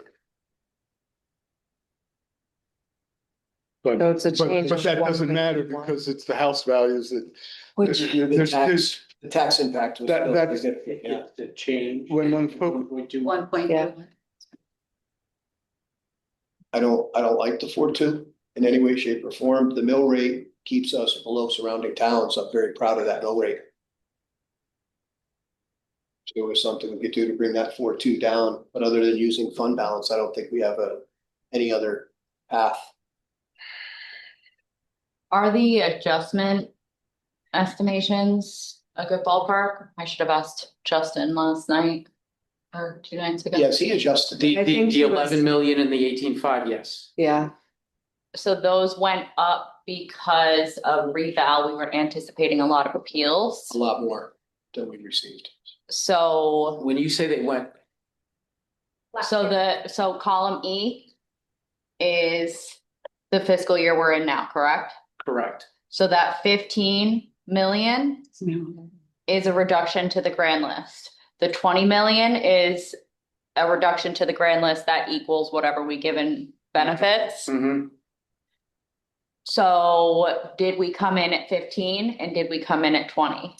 Do you have in the hidden, did we, where did the actuals come in at? Yeah. Is that what you're saying? I mean, I don't know if there are adjustments. So the, I mean, I know the sub was wrong. yeah, he had that on a spreadsheet that I don't have with me tonight. These are all the adjustments he recommended. Yeah. Okay. I will These say are this, his that recommendations, and there were adjustments. from the original From the calculation. original calculation, Yeah, so yes. from the original calculation, myself, Terry, Heidi, Justin, Mhm. um. We reduced the state benefit amount. He went through So you started at 15 and 20 and then it went to 12 and 21 Well, yeah. and then it went to 11 and 18.5. Yeah, And that's where we the stand. 15 and 20 were just carryovers from the prior year. Yep. The real starting points were the 12 and 21.5. That's Mm-hmm. when we really. I just know that we increased it to 15 and 20 last year because of the reval.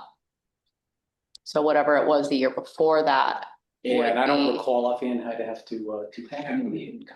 But if the numbers that are there now are good, then I think we can move on. Yeah, So the only other thing. there are some variables in there because like the senior. Yes, I wanted to tax relief say that. program is built into that 18.5 number. Mhm. Justin is comfortable where we are there. Mhm. Um, So that's perfect. So that was a conversation from earlier, maybe even before the meeting, actually before the meeting.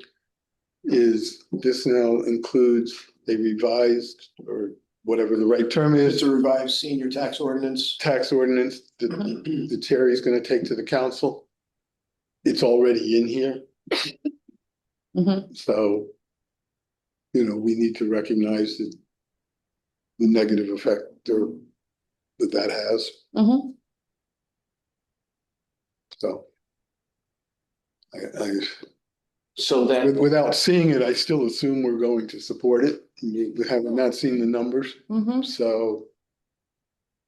If we're supportive of increasing the tax relief for seniors, which we have historically been, 100%. I was Absolutely. just wondering how that, then it's in here. We right, just- yeah, how the 20 became 18.5 and then what was it before? But we increased it last year and you're putting in. Well, we Something. did increase the values. We created The range. Supplement. yeah, the income. So this year we increased the values. Mhm. Approximately $300 across the board, but I'll Okay. get those values for you guys.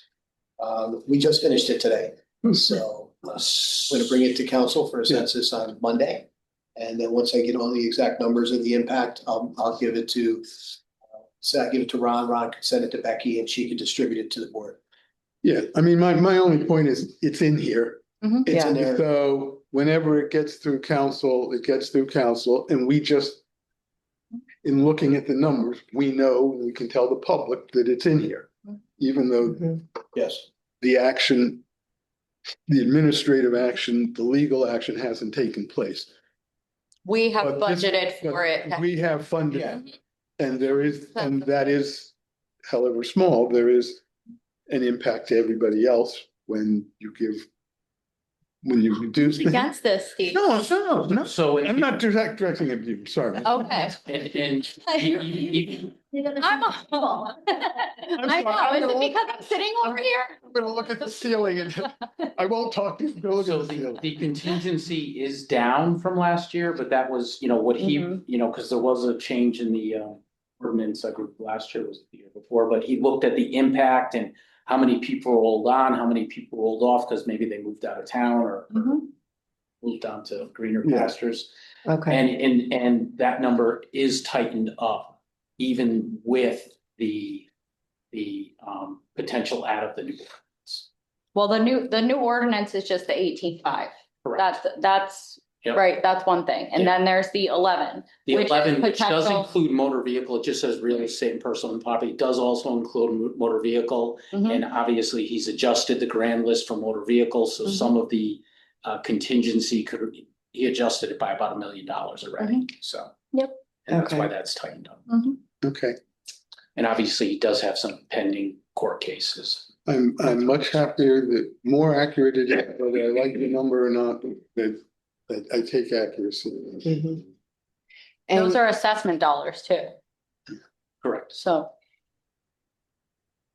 okay, and can we confirm the collection rate was changed back to the 98.9? We never actually changed it. Well, they Yeah, were we played playing with it. We it. played Okay, it's back. I Okay. told her it was getting bumped to 99. Did you really? Oh, that's mean. Poor Deb. Okay, I Okay, apologize. all right. I mean, I guess this, the collection rate is published in the CAFR, right? It at the ACFR. Yeah, it was formerly the CAFR. Just when I remember one thing, you changed it. Yeah, okay. I did not look at it. I should have, but okay. Historically, it's right around 99.1. One, yeah. So if we, it has come in closer to 98.9 though in the past, so. Yeah, this I is, think that's what we talked about last year. We messed around with different points. 0.01 here. well, I mean, if you raised it to, another 1/10 of a point, if you made it 99, it has an effect. Or transvote. But I think every Yeah. couple of years, we ought to pay more attention to it. Like next year, we probably ought to go back and look at history and see And what caused. those what caused it and what numbers. was going on, because some of the years we dropped it, COVID, there were other things and. We did play it safe during COVID. And, Yeah, and we were conservative. and during the state's fiscal crisis, whatever number of years ago that was, Mhm. we played it ultra conservative, which is one reason we ended up building up our general fund. In fact, it was the major reason. So I'm okay leaving it for this year. I mean, without doing a deep Mhm. dive analysis, I would not want to change it. Okay. And the numbers are what the numbers are. What's the division by zeros? It's a formula. Yeah, I know. Yeah. Just an error. What is the final mill rate increase on that? For some reason, I can't see. Now, Yeah, you're- 4.2099. No, no. So let's just. It's one. Mill rate increase of 1.21. I set it up. There's one. 1.209. 1.29. Right, which is 1. Mhm. Which Let's go. it's Do you see Board of Finance in Com- yellow? L. And it says 1.21. Oh, okay, I see it now. Yeah. Okay, it's kind of out there. Got it.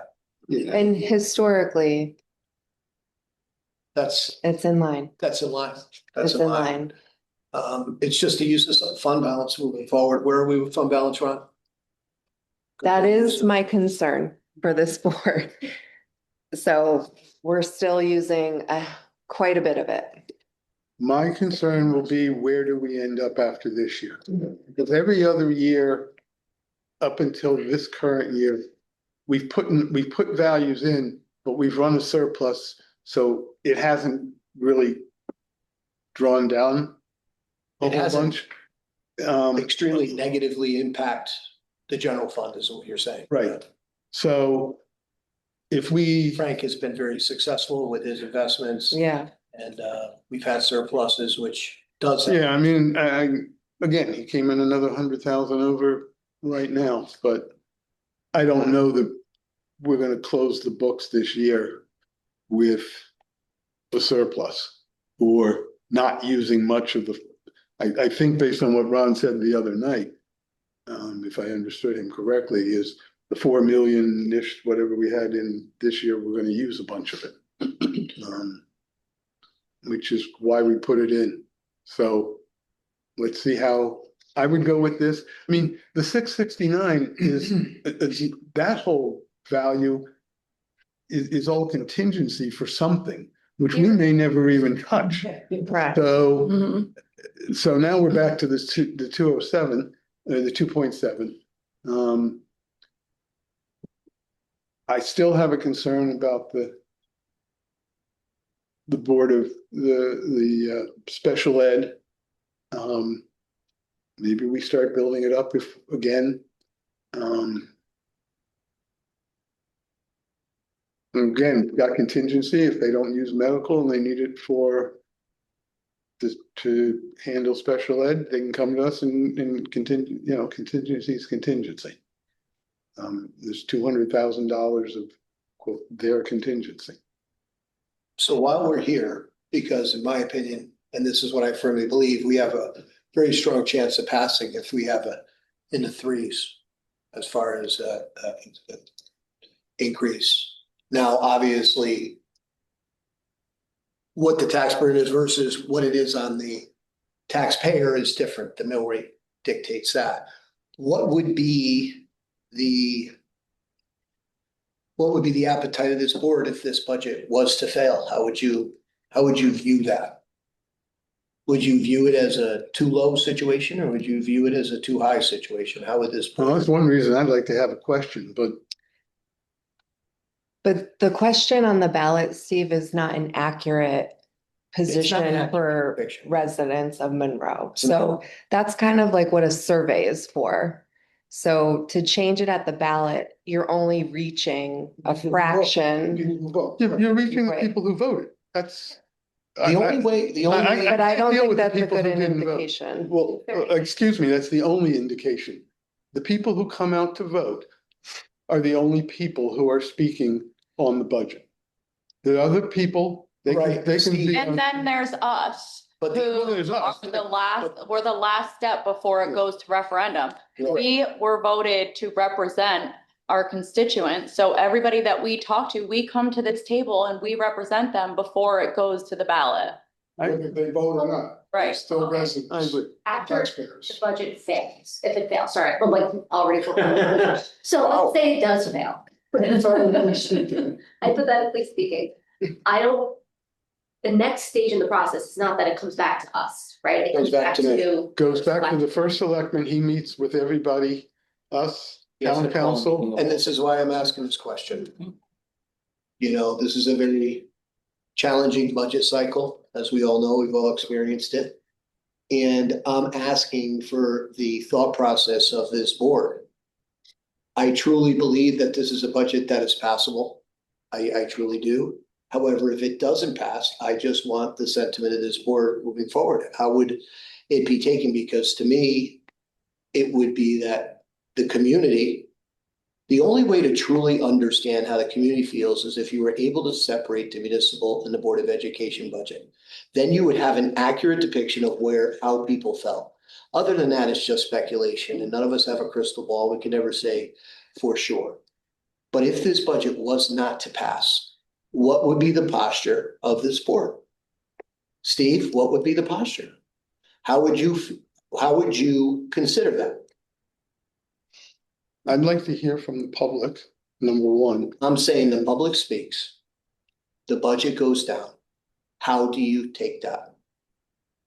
I take it as it is, the however many people voted, the majority of the people voted no. I can tell you from looking. Would you at- consider I can- that the hold budget on, would be Terry. too low? I can never prove that because, and I tell people, don't vote because That's- you think it's too low. Thank you. Um, And I'm just asking for the expertise of this board to help me. What I will tell you is if you actually analyze all of the referendum votes going back to when we created this charter, you will see no correlation between how many referendums it takes and how much you trim the budget, how much you trim expenses. There's no correlation. It is a completely random event based on who decides to turn out and who in the no columns often gives up after X number of That's a fair referendums. statement. And I'm happy to share my data with you at any time. If it failed by, we've had votes that have failed by 25 votes. We've had votes that have failed by hundreds of votes. Those do not tell me the same thing. I will tell you that in the past, there have been things that were in the budget.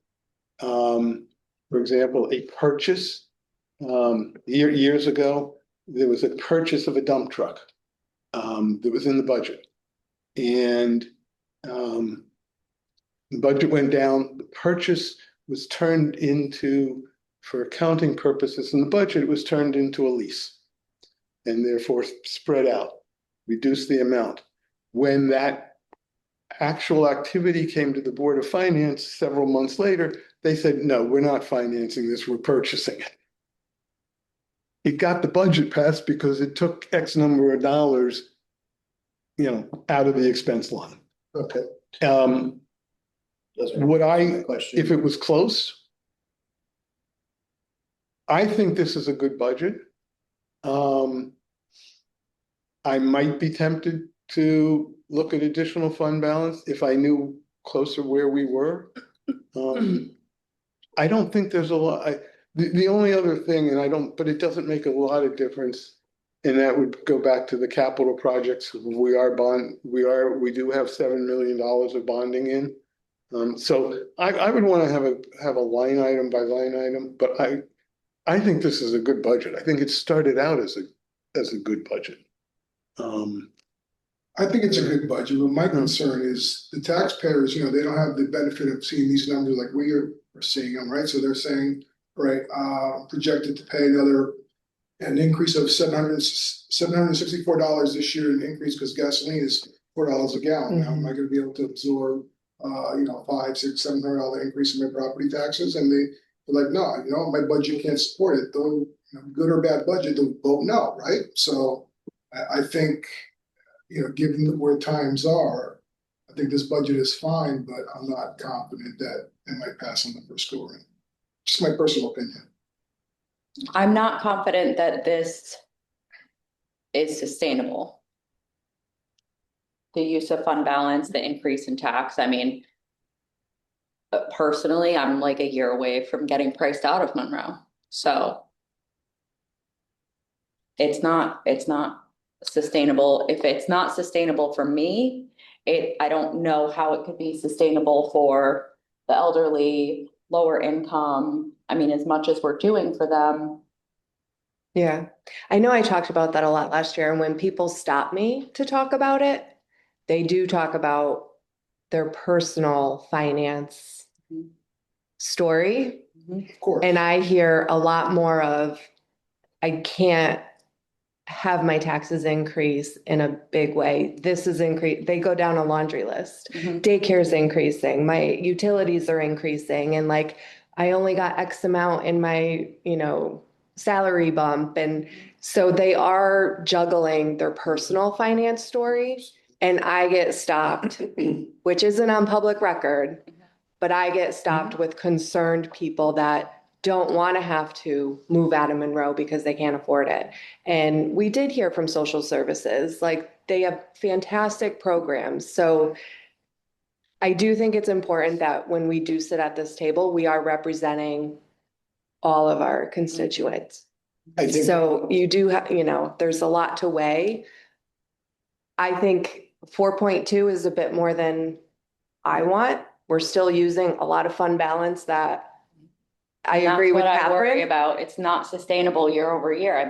We've done a really good job of using it and Right. keeping it in a good place, but at what point are we going to stop saying we can't use fund balance this year to offset the tax increase because we've used it for the past 8 to 10 years. There's to never offset gonna tax be, increases. unless we start pulling down from it, Yeah. there's gonna We be got that a cliff, piece of it a little which bit. I've been concerned. Well, I mean, we obviously, I mean, I think we're having a discussion that really is in some parts for another time, but But why? the state, Why is it, well, why is it for another well, I time? mean, This is if we- the night do we're we think- voting on. okay, well, I think this is a good budget. I think it'll pass. Because I think there's a lot of force behind the funding of the school system, which we have all reiterated and said and agreed with and dealt with.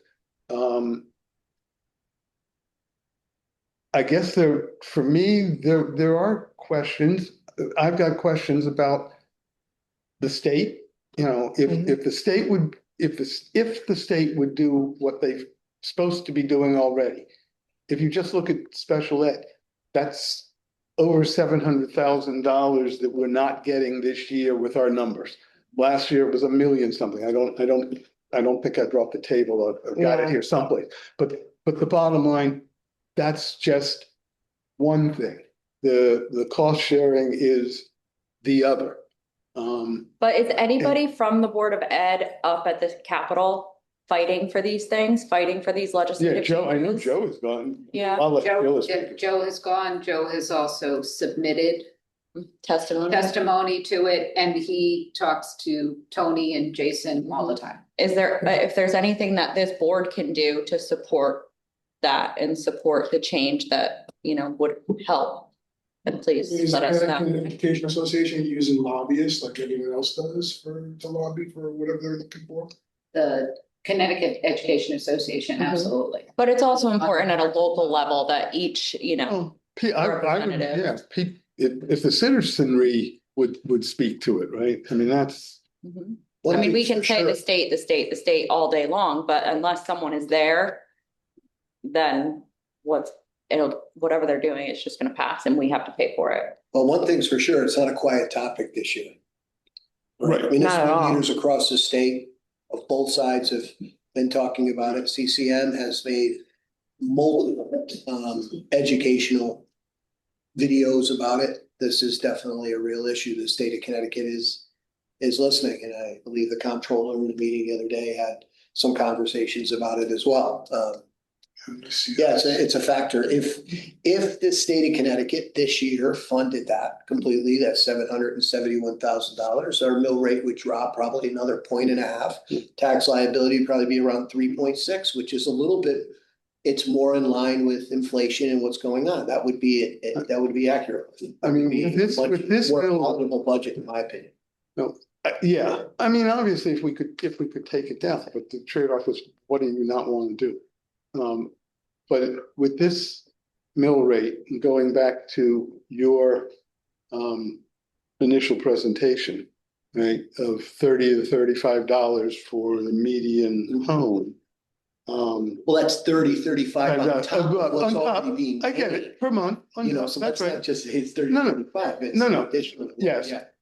of course, Jerry, come on. I know, but we have a habit of saying for $2 more, it's not like that. No, it's between, well, I mean, you could have said $32.50 for that median, you would have been right I with the took the number. numbers from the assessor that he gave me, you know, For I that had him run- particular house, Yeah. whatever. Bottom line, where you were and where this is literally, you know, a dollar penny more than where you were. So I do think I think it's gonna pass. I think we've done to mitigate things. I think we've delayed things that obviously are needed, that you spoke to the other night. With my original. I want to budget- go out with it. Sorry, Steve, with my original budget, what was the fund balance usage? 2.7?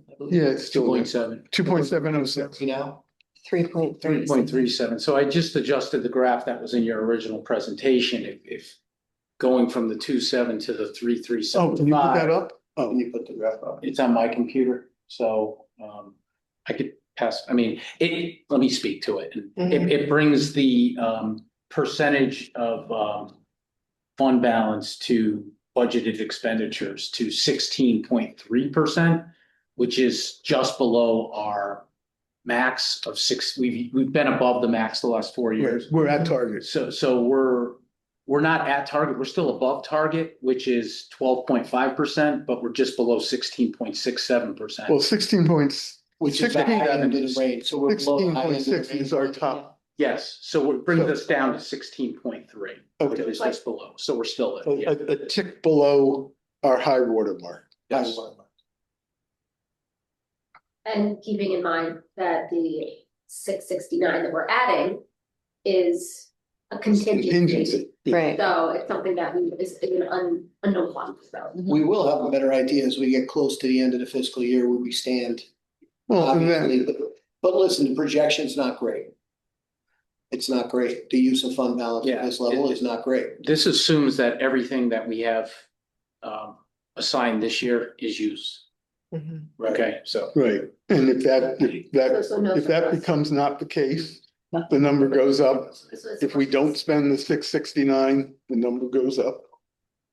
If Frank pulls a miracle out of his hat again, And then after the reval, costs of goods and services, we certainly don't want to be hitting our citizens with a very large tax increase next year because we can't use fund balance. My original budget was the best fiscal path forward with the collective group of most intelligent people we have here, AKA Ron and Heidi and the tax assessor. I think There were hard decisions to make and it was very difficult, as we know. But moving forward, that was the best path forward. We had much less use of fund balance and we all had to make sacrifices. We're here now, but I don't love the 4.2. I do like the mill rate. yeah, I'm less worried about the 4.2. The mill rate's what's gonna hit everybody, and that's the calculation they're gonna do. But I also They're gonna think, take, like they're you gonna say, take, the misunderstanding for 200,000 people are gonna misunderstand the 4.2 because that's not actually a liability. It goes well, and to that's the taxpayer. historically, there's been two arguments made each year of a budget, not in the last 7, 8, 9 years where we've been passing it in one shot, but in most of the time I've been here, when it took multiples of all the way up to 6. Depending on what number people wanted to focus on, right? You could focus on the mill rate increase, you could focus on the percentage increase, and different people would view it different ways, and whichever looked worse was the argument for why the budget was not good. I think there's a lot of focus from people on what they're paying. And so I think it's the mill rate number that's going to matter. The one thing I will say. Because that's what, The one thing I will say, Steve, is that I am happy that there is senior tax relief in this budget. Yeah. Okay, because that senior tax relief will offset a large amount of their increases in their taxes this year. So that's the one thing that does give us comfort, is that we're not injuring we're seniors. mitigating the injury to. They're marginalized.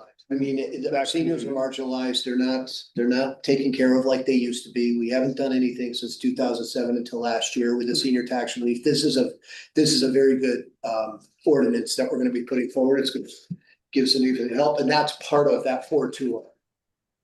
So that's the only thing that gives me a little bit of internal resolve that we are helping people that are going to need it. They're going to see this budget and they're going to see some relief in this upcoming year. At least it won't go up to a certain degree, depending on size of their house. There are some seniors that are living very well. Well, property taxes are inherently unfair, right? I mean, they're the whole reason you need to do tax relief is because people's inability to pay because their income doesn't keep up. And that's the biggest flaw. That's the biggest flaw with There are property. also many regular folks in the middle who are just making ends meet, paying, for their childcare and working 2 jobs and sports and trying to get it done. And I talk to them too. It's not just seniors. There are regular folk that are, making in the area $200,000 a year and still struggling to get by. Now their spending could be there's a lot of variables there, as we know. We have come to accept a lot of modern conveniences that I didn't have when I was young, right? Cell phones and expensive car leases and so on and so forth. But I Don't know. drive cars. We should all go back to horses. Well, that's great because then we could go back to dirt roads. The road, yeah. You just saved us a lot. That's of money. right. That is a winning statement, Mr. Curry. I got a dirt road right behind my house. Want another one? I got a horse for you. Which, a lot of residents have children that are in college, so they're paying tuition. Yeah. So. I mean, Time education community. not, and I don't, Food nowadays, I mean, I've never spent more than I have in years at the Big Y, and that's tough. I mean, We have to talk like this. We have to think like this, but I have nothing. Okay, I'm ready. to put let's this to move bed. on. Everybody? Catherine? Mhm. Good, okay. Yeah. Look at the debt service, please. What? Yes, So I'm on page 24 Page. and this new piece Okay. of paper we got today. Give me a second, please. okay. 24. Come on.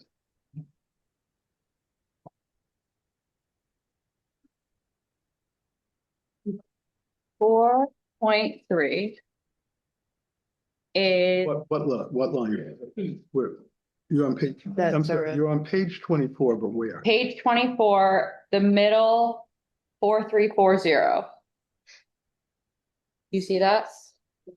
Submitted by departments 4340. And then Oh, okay, budget okay. as approved by the first selectman. Then that's right there, and that's the breakdown, right? Submitted by departments, yeah. Yes. On this new projected debt service sheet, we have for 2027, $4,164,150. Plus Right. the 133. Which is actually in the budget at 150. Because again, this 133, and I think I explained this earlier, and I apologize if wasn't clear, but we haven't issued that debt yet, so I don't know what the interest rate's gonna be. So the 150, dare I say, does have a little contingency in there. That's okay. Yeah. Okay. So the 150 is the new debt service, the interest on the new debt service, the 3575 is the principal. And the 589, 150 is the interest on the bonding, and then on the existing bonding, and then the 26,000 is just small leases that. Like capital leases. Yeah, it's the It's the copiers and exam machine. I was gonna say, yeah, okay. All right. And then this up top is calendar year, right? So the existing debt service column. So, the column on the left is fiscal year. On the top, it's existing debt, and those are the years of issue. So 2020, those are the calendar years of issue, yes. And typically, it's in July, so it'd be the 26 issue would actually be in the 26, 27. It's gonna be this July. I think Okay. We're looking, might be August, but it would be in the 26, 27 fiscal year. Okay, and then this 27 10-year and 27 20-year for fire stations. When does that get decided on? Well, the fire station hasn't even been voted on yet. This is just That's just a projection based on how how it looks, assuming the fire department gets voted on in the next, say, month or two. And that would, we would, by the time we got through all the paperwork and we'd actually issue the debt next year. okay, So even if it got approved, say in the next month or two, but that's not something we're voting on tonight, no, correct? No, Okay. that would have to go to a town meeting. And then how to fund it. Yeah. Right, Maybe okay. even a referendum, depending on how council votes.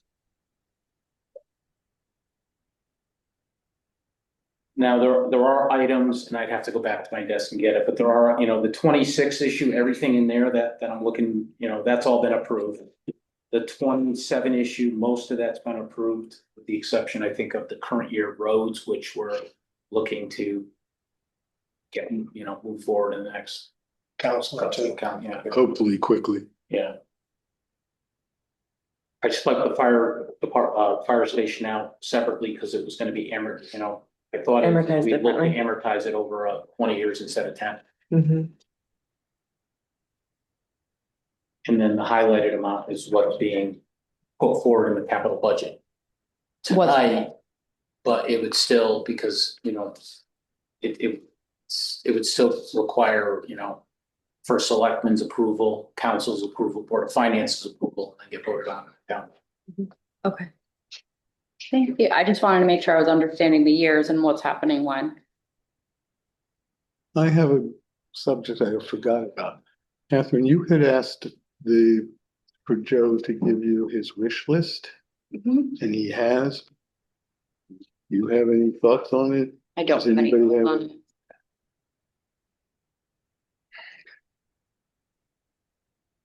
Okay. Let's proceed. So We're gonna take a break the motions, while you all get it all set up. yeah. Probably we review these first, you don't mind. Absolutely. The only thing I didn't use is the capital budget at the bottom. I reviewed everything. It's ready. Nothing's fine. You haven't changed anything today, right? Don't tell me that. Mm, Don't tell me, don't tell me. The last time we numbers all over the place. no, just contingency. That's what I changed.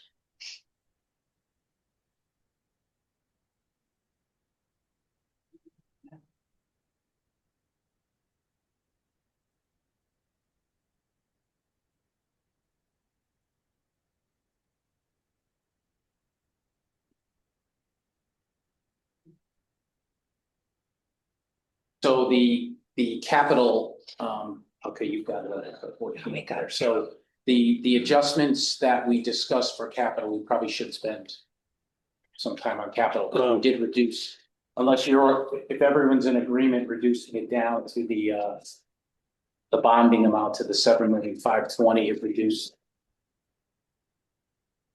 Yeah, I mean, I'm assuming that's what you put in, that's effectively what we did.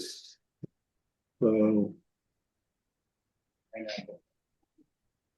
okay, so we're back on page 185.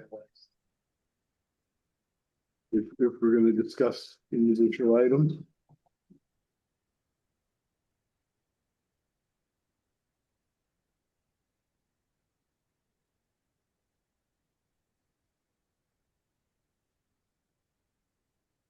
You had to take out the things with low SIP funds, right? Yeah, so. Can you?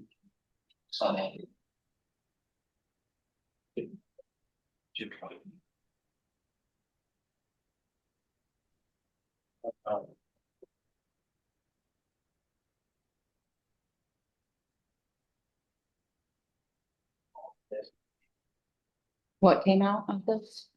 Two items were low SIP funded Um, on the page 54.5 and I think the 175.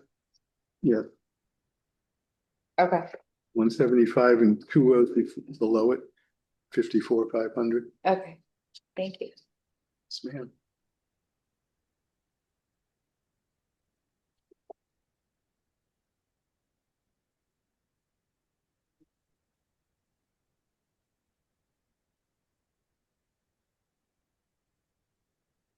I do wonder if the pavilion could be funded with fundraising. For Great Hollow Lake, 30,000, what's the 30?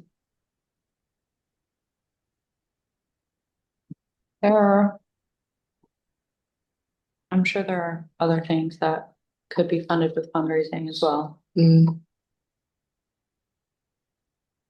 That'll create revenue though, don't forget, that's revenue generated. The gazebo gets rented, it is revenue generated. So it has to But be what- bonded for? What's the revenue the lake brings into Doesn't have town? to be bonded for. Doesn't offset the 33 now. No, it doesn't. It doesn't, And but it does. I know it's revenue generating, but you're looking at a 10-year Yeah. run rate to even make your money back.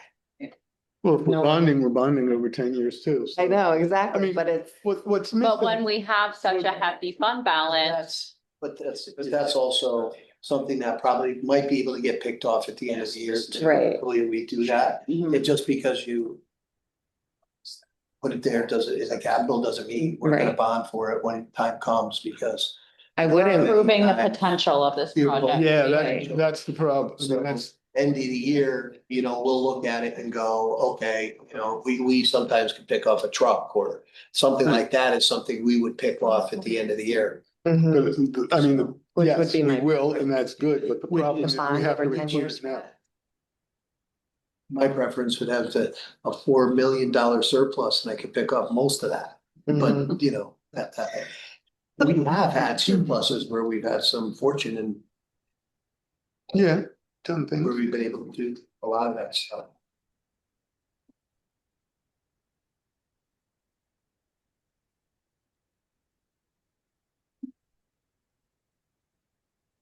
Right, that's a fair statement, Ron, that something like the gazebo for Missy at 30,000, if there was a surplus, that's something we would probably pick off. We always look at low ticket items. Yes.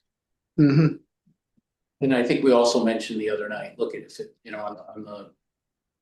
on the board Board side, side. there was the HVAC, Mhm. Right. 50,000, if that could get picked off with your funds, it's just too early to To know say. at this point, yeah. Yeah, I mean, we have to I put think a one year budget to we bed picked off and a state mandated reading program. It was in the area of $400,000. $300,000, so it was a state unfunded state mandate. And that was the year when our reading scores were like so high. Yes. Oh, yeah, they didn't allow. Just didn't make it. Darien had the #1 reading Makes scores sense. in Connecticut, and they didn't What allow. was that? Scores were really high and they made us switch. For a Oh. reading program that we. Yeah. We didn't need. Yeah. Not on copy. Yes, we've had a number of disagreements with the state on what we should do. Oh, Yes. Mhm.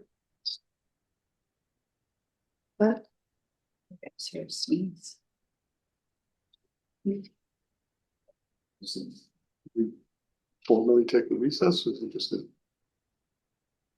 We can. You wanna do like a want more 5-minute recess? formal then? I think we're almost done. Oh, okay, It's, all right. I would say give us like. Normally you say, we'll go back to the office and do it. She's got her 3 screens. I know she does. I know she does. I see those online and I'm like, I want one. So. That was the first thing I noticed when I walked in. I was like, where do I get that? Last time Heidi had to go in another room and something. So, yeah, so it's changing. Yeah, I like that laptop. Right. From the side and stuff, yeah. I don't have room on my desk for it.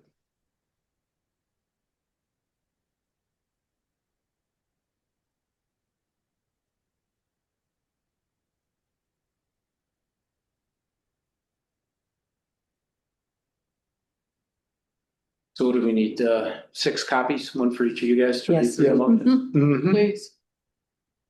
Yep.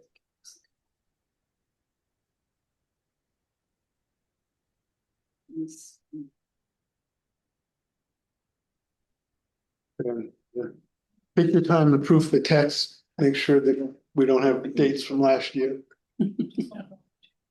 No, there's 50 motions and sometimes you just miss the, the 25 and something or whatever. 643, 817. You don't realize until someone's reading it.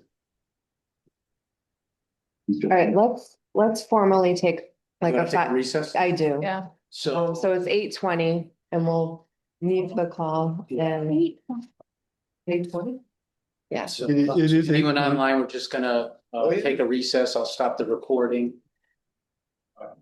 Seeing there's only.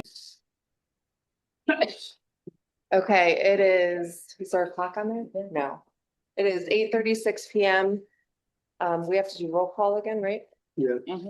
Catherine Stopper, Present? Steve Kirsch, Present. Dee Stalmack, Present. Nick Santamentes, Present. Sam Spino. Present. Everybody or just the board? I would think just. Okay. Yeah. All right, thank you.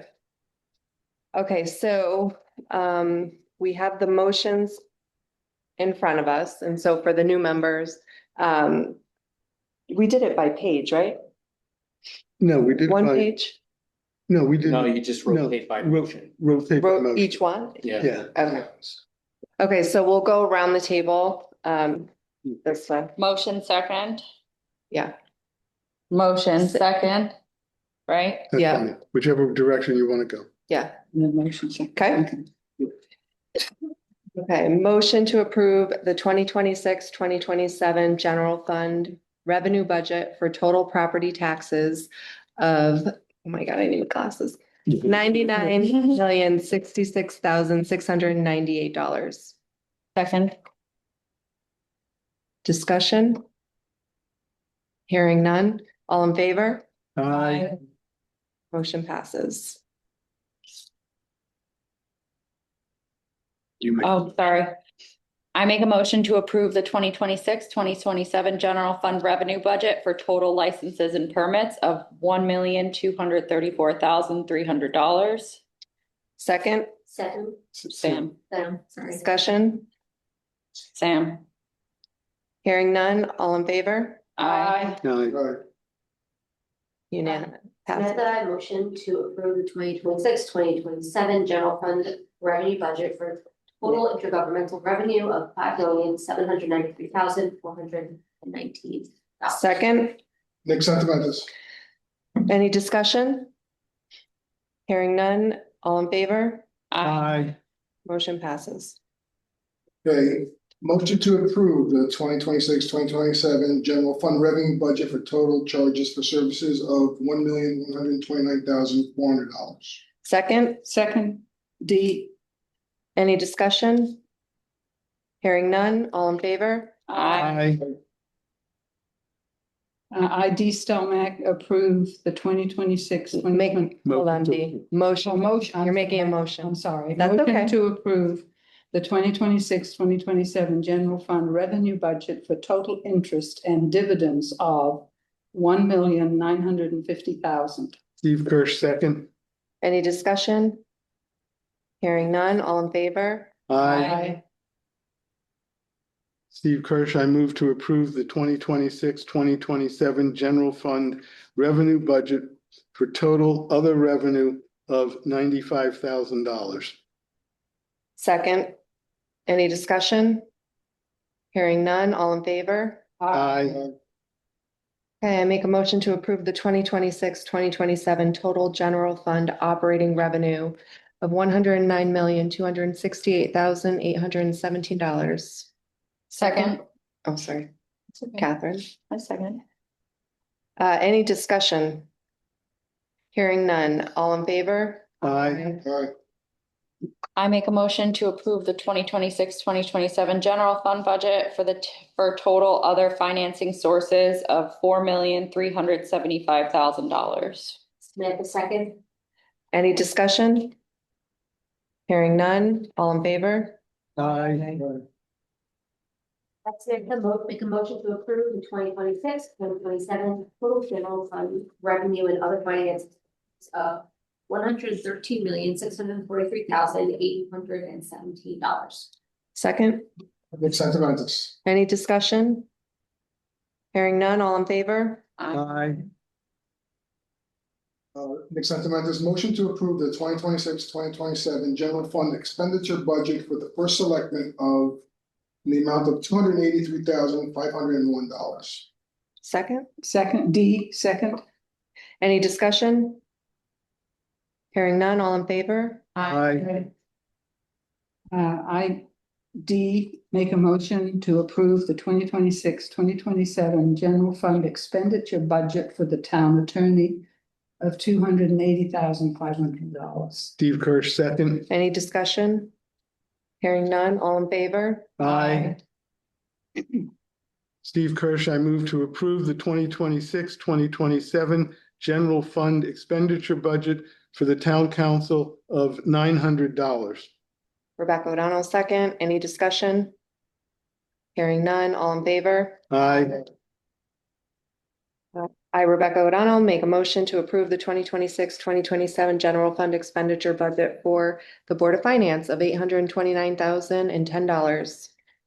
Catherine Stoffer, second. Any discussion? Hearing none, all in favor? Aye. I make a motion to approve the 2020.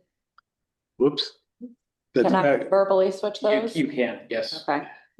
2026 to 2027 general fund expenditure budget for the registrar of voters of $177,120. Samantha seconds. Any discussion?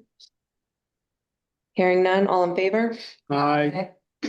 I, Samantha, make a motion to approve the 2026-2027 general fund expenditure budget for the town clerk, $219,454. Second, Nick Santamanta, second. any discussion? Hearing none, all in favor? Aye. I motion to approve the 2026-2027 general fund expenditure budget for the tax collector of the amount of $230,830. ID seconded. All right, any discussion? Hearing none, all in favor? Aye. We approve the motion to approve the 2026-2027 general fund expenditure budget for the treasurer of $13,115. Steve Kirsch, second. Any discussion? Hearing none, all in favor? Aye. Steve Kirsch, I move to approve the 2026-2027 general fund expenditure budget for the boards and commissions of $12,100. Rebecca O'Donnell, second. Any discussion? Hearing none, all in favor? Aye. I make a motion to approve the 2026-2027 general fund expenditure budget for the senior center of $347,019. Catherine Stoffer, second. Any discussion? Hearing none, all in favor? Aye. I make a motion to approve the 2026-2027 general fund expenditure budget for economic development department of $128,370. Samantha seconds. Any discussion? Hearing none, all in favor? Aye. Samantha, make a motion to approve the 2026-2027 general fund expenditure budget for human resources of $6,820,204. Second, Nick Santamanta, second. thanks. Any discussion? Hearing none, all in favor? Aye. Motion to approve the 2026-2027 general fund expenditure budget for the finance of in the amount of $415,530. I second it. All right, that was D. And any discussion? Hearing none, all in favor? Aye. Aye. ID make a motion to approve the 2026-2027 general fund expenditure budget for information technology of $1,055,166. Steve Kirsch, second. Any discussion? All in favor? Aye. Steve Kirsch, I move to approve the 2026-2027 general fund expenditure budget for the assessors of $311,932. Rebecca O'Donnell, second. Any discussion? Hearing none, all in favor? Aye. All right, I make a motion to approve the 2026-2027 general fund expenditure budget for building of $244,003. Catherine Stoffer, second. Any discussion? Hearing none, all in favor? Aye. I make a motion to approve the 2026-2027 general fund expenditure budget for planning and zoning of $437,371. Samantha second. Any discussion? Hearing none, all in favor? Aye. I, Samantha, make a motion to approve the 2026-2027 general fund expenditure budget for facility maintenance of $547,154. Have a second? Nick Santamenta, second. Thanks. Any discussion? Hearing none, all in favor? Aye. Motion to approve the 2026-2027 general fund expenditure budget for the community center site of in the amount of $103,917. Have a second? ID second. Any discussion? Hearing none, all in favor? Aye. ID, make a motion to approve the 2026-2027 general fund expenditure budget for special programs of $181,027. Steve Kirsch, second. Any discussion? Hearing none, all in favor? Aye. Steve Kirsch, I move to approve the 2026-2027 general fund expenditure budget for regional program of $68,873. Rebecca O'Donnell, second. Any discussion? Hearing none, all in favor? Aye. All right, I make a motion to approve the 2026-2027 general fund expenditure budget for police of $7,967,945. Catherine Stopper, second. Any discussion? Hearing none, all in favor? Aye. I make a motion to approve the 2026-2027 general fund expenditure budget for Monroe Fire Department of $314,308. Samantha seconds. Any discussion? Hearing none, all in favor? Aye. I, Samantha, make a motion to approve the 2026-2027 general fund expenditure budget for the Stevenson Fire Department of $248,549. I have a second. Nick Santamenta, second. Thank you. Any discussion? Hearing none, all in favor? Aye. A motion to approve the 2026-2027 general fund expenditure budget for the Stepney Fire Department in the amount of $326,196. D approves. Second. Second. Sorry, second. Okay, no problem. Any discussion? Hearing none, all in favor? Aye. Okay. ID, make a motion to approve the 2026-2027 general fund expenditure budget for the water distribution system of $642,311. Steve Kirsch, second. Any discussion? Hearing none, all in favor? Aye. Steve Kirsch, I move to approve the 2026-2027 general fund expenditure budget for the fire marshal of $126,957. Rebecca O'Donnell, second. Any discussion? Hearing none, all in favor? Aye. I make a motion to approve the 2026-2027 general fund expenditure budget for emergency management of $34,207. Catherine Stopper, second. Any discussion? Hearing none, all in favor? Aye. I make a motion to approve the 2026-2027 general fund expenditure budget for EMS of $1,447,983. Samantha seconds. Any discussion? Hearing none, all in favor? Aye. I, Samantha, make a motion to approve the 2026-2027 general fund expenditure for public works of $4,532,138. Second. Nick Santamenta, second. Thank you. Any discussion? All in favor? Aye. Motion to approve the 2026-2027 general fund expenditure budget for the sanitation in the amount of $602,607. D seconds. Perfect. Any discussion? All in favor? Aye. I, D Stelmack, make a motion to approve the 2026-2027 general fund expenditure budget for the Department of Health in the amount of $366,150. Steve Kirsch, second. Any discussion? Hearing none, all in favor? Aye.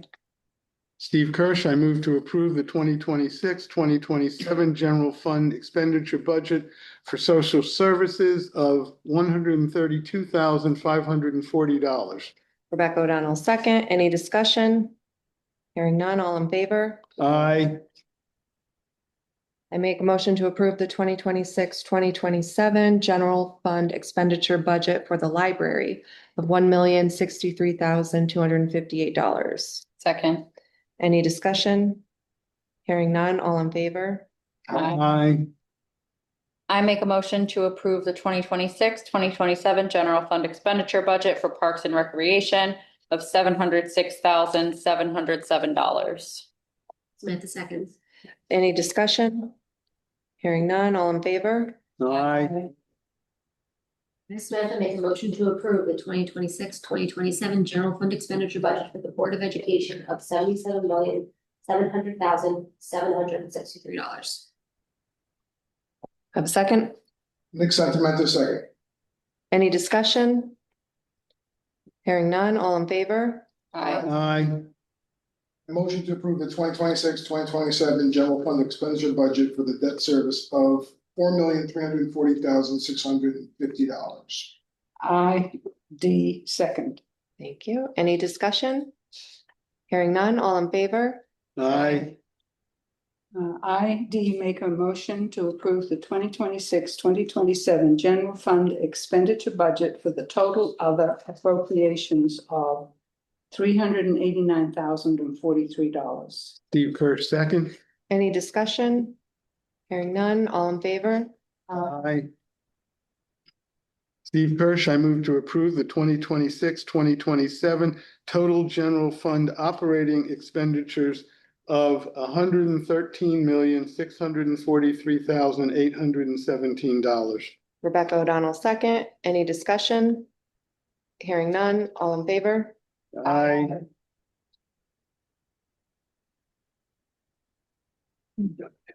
Yep. I make a motion to approve the 2026-2027 capital budget of $11,110,601 and the full capital budget and 5-year capital improvement plan as revised, and to have a complete copy of the 2026-2027 capital budget and 5-year capital improvement plan incorporated into the minutes for this meeting.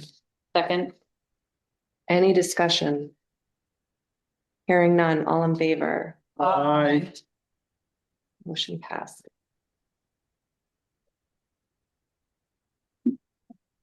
All right. Okay, you have public participation. Yeah. Okay, next up, Ron, do you have? You recorded all those? Initials and all that, All okay. recorded with the public site was, second them in, if you've got a, Oh, okay. you want to do that?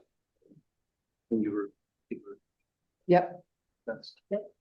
okay, next up on the agenda is public participation, so are there any members of the public who wish to participate? I know we have. One second. Well, I had to prepare. Good evening, Elizabeth Richard, 3 Founders Way. It has been another full budget season and we are in the home stretch. You may recall that I have appeared before you several times this year to advocate for full restoration of the Board of Ed budget. Tonight, I'm here for a different reason, and that is to say thank you. First, I want to acknowledge and thank the town and school employees making this process work, those who dig into the numbers, attend budget workshops, manage the technology, and handle countless tasks the public never sees, but would certainly notice if left undone. And you hear about it on Facebook. You have given hours beyond your regular schedules, and I'm genuinely grateful. To the Board of Finance members, thank you for your remarkable volunteer commitment that you make to this community. The hours you give are likely far greater than most residents realize. And your work touches nearly 20,000 people here in Monroe. I hope our fellow residents appreciate the full weight of your service. Since February, you have patiently heard 75 public statements in support of full Board of Ed funding. You have, I assume, read 19 letters to the editor in the Monroe Sun calling for the full restoration, and received 1,142 petition signatures as of the time of writing. Not to mention the many emails and letters sent directly to you by our neighbors. Thank you for reading them, for responding to many, and receiving this feedback with respect. Making your meetings hybrid so residents could participate or watch remotely was a meaningful gesture as well. I am delighted that through collaboration between the First Selectman, this board, our town employees, and school leadership, you have found a way to fund every item Superintendent Cobza requested while keeping the mill rate under 30. That's no small feat. Well done. Okay, this is the part where I was jotting down some additional notes, so this may not be as eloquent, but however, I would like to ask this Board of Finance to remember at budget time next year that the $200,000 contingency was transferred to the municipal side. It will be important that you or the First Selectman don't portray next spring's Board of Ed budget request to be immediately considered as $200,000 higher, because you expect this year's 200K contingency to be reabsorbed into the Board of Ed budget. I promise you, those of us residents paying attention will remember. I take excellent notes. Also, you all are on record saying that you will approve any requests for that 200K in the contingency budget next school year, and that you will not get into line item analysis. Let's remember that, so that next year we're starting from a place where we really are going to collaborate and work thoughtfully on this, as you did this year together. Okay, back to my original writing. The final step now belongs to all of us. Positively portraying this good budget. This is a good budget you created. Positively portraying this and explaining this to our town, believing that we are going to get this passed, and turning out the vote to pass the budget referendum on May 5th. Paying attention to my neighbors who may watch or hear about this. Paying attention during deliberations matters, but the ball is now in our court. I'll be voting yes on May 5th. This is a good budget. I hope you will vote yes too. And I hope to see record turnout for our community. Thank you again. Thank you. So You've got a couple people. Yeah, so there's a couple people online, so if you are online, So If you- there is, raise your hand. so Catherine, Tolan. Okay, so Catherine Tolan will unmute you. And if you could state your name and address for the record. Okay, hi, Catherine Tolan, 74 Old Castle Drive. Good evening, everyone. I'm very sorry I couldn't be there in person tonight. Thank you to the First Selectman for the recommendation to restore the $1.2 million to the Board of Ed budget. In addition, thank you to the Board of Finance for listening and accepting this recommendation. I know it has been less than comfortable these past months, given public participation, emails, letters to the editor, and local news coverage surrounding the Board of Ed budget. You have heard us, and we are grateful. I acknowledge it's a delicate balance to keep everybody happy. Although I want more for the education system of Monroe, and I wished you kept the $200K for insurance contingencies on the BOE side just for convenience sake alone, I do believe this is a good start. With your help, we did not have to fire teachers, eliminate freshman sports, or move the 8th graders to Massick. As we all know, once a program is cut, it doesn't come back.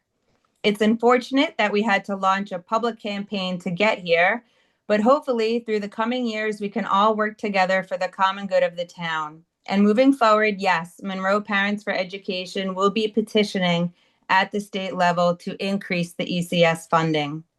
Again, thank you for your dedication to the town and the residents of Monroe alike. I look forward to working together again. Have a good evening, and thank you again for everything. Thank you. Thank you. Thank you. Is there anyone else on the phone who would like to participate? If you do, please use the raise your hand feature. Okay, seeing none. Motion to, well, I first want to thank the board. So thank you all for attending all the workshops, participating, and all of your inputs have been appreciated. So thank you. Thank you to the first selectman answering all our questions all the emails, all the questions. I appreciate it. So with that, do I have a motion to adjourn? No, not yet. What? I'd like to thank Ron and Heidi for all of their work, support as well. And Joe. And Joe. You're right. The list and is long. The list is long. I'll be All the reaching out. department heads that came and spoke to us. And I'm leaving here with some additional questions and how we plan for the future. There are needs or wants that various departments have, and we didn't really get to any of those, and I think we need a better plan going forward. This board needs to look at some of the stuff for the future as well. But this has been a good process. I think we have a good budget, and hopefully it will pass. I guess since we're all thanking everybody, I'll have a few comments. Yeah, I mean, this is a very tough budget cycle, but they're never easy. Every year there's a new challenge, there's a new, but I think the community that's listening, and you too, Elizabeth, this is a process. And it's really easy to knee jerk off the beginning of the process. But it is a process, and there is a strong chance that we may have ended up here anyway. Because we work through it, we see the reductions, we see what's needed. I absolutely listen to the community, but there's a strong chance that we may have ended up here anyway. The one thing that we did, that Becky and I spoke today, and I think we should have maybe some meetings mid-year with Board of Education to see where they are in their patterns, see what's coming up this way. Next year, we have a little bit of a kind of a pre-look at things. Just to talk about what are the upcoming issues, what are the concerns, what's coming up in this next budget cycle that Joe is going to need to fund, what are the new legislative state mandates that they came up with this time that is going to cost us money. So I think there might be like a middle of the year meeting or something like that, and it's up to this board. But I think it would be a good thing to just kind of get in tune with what's coming. I think a little bit of preparation in that regard may go a long way. And what's at risk? What's at risk? Right. Better Because conversation. hearing what's at risk and having 2 months to make a decision is very difficult when it's, not ultimately us that has to Yep. say. So I appreciate the mention. I was gonna put that on the agenda to discuss. So yeah, perfect. Thank you. Thank you, everyone. Right. Thank you. And thank Sheila. I know. Thanks for being here. I move to adjourn. All right. Second. Perfect. All in favor? Thank you. Favor, Madam Chair. Thank you all. Thank you, Sheila.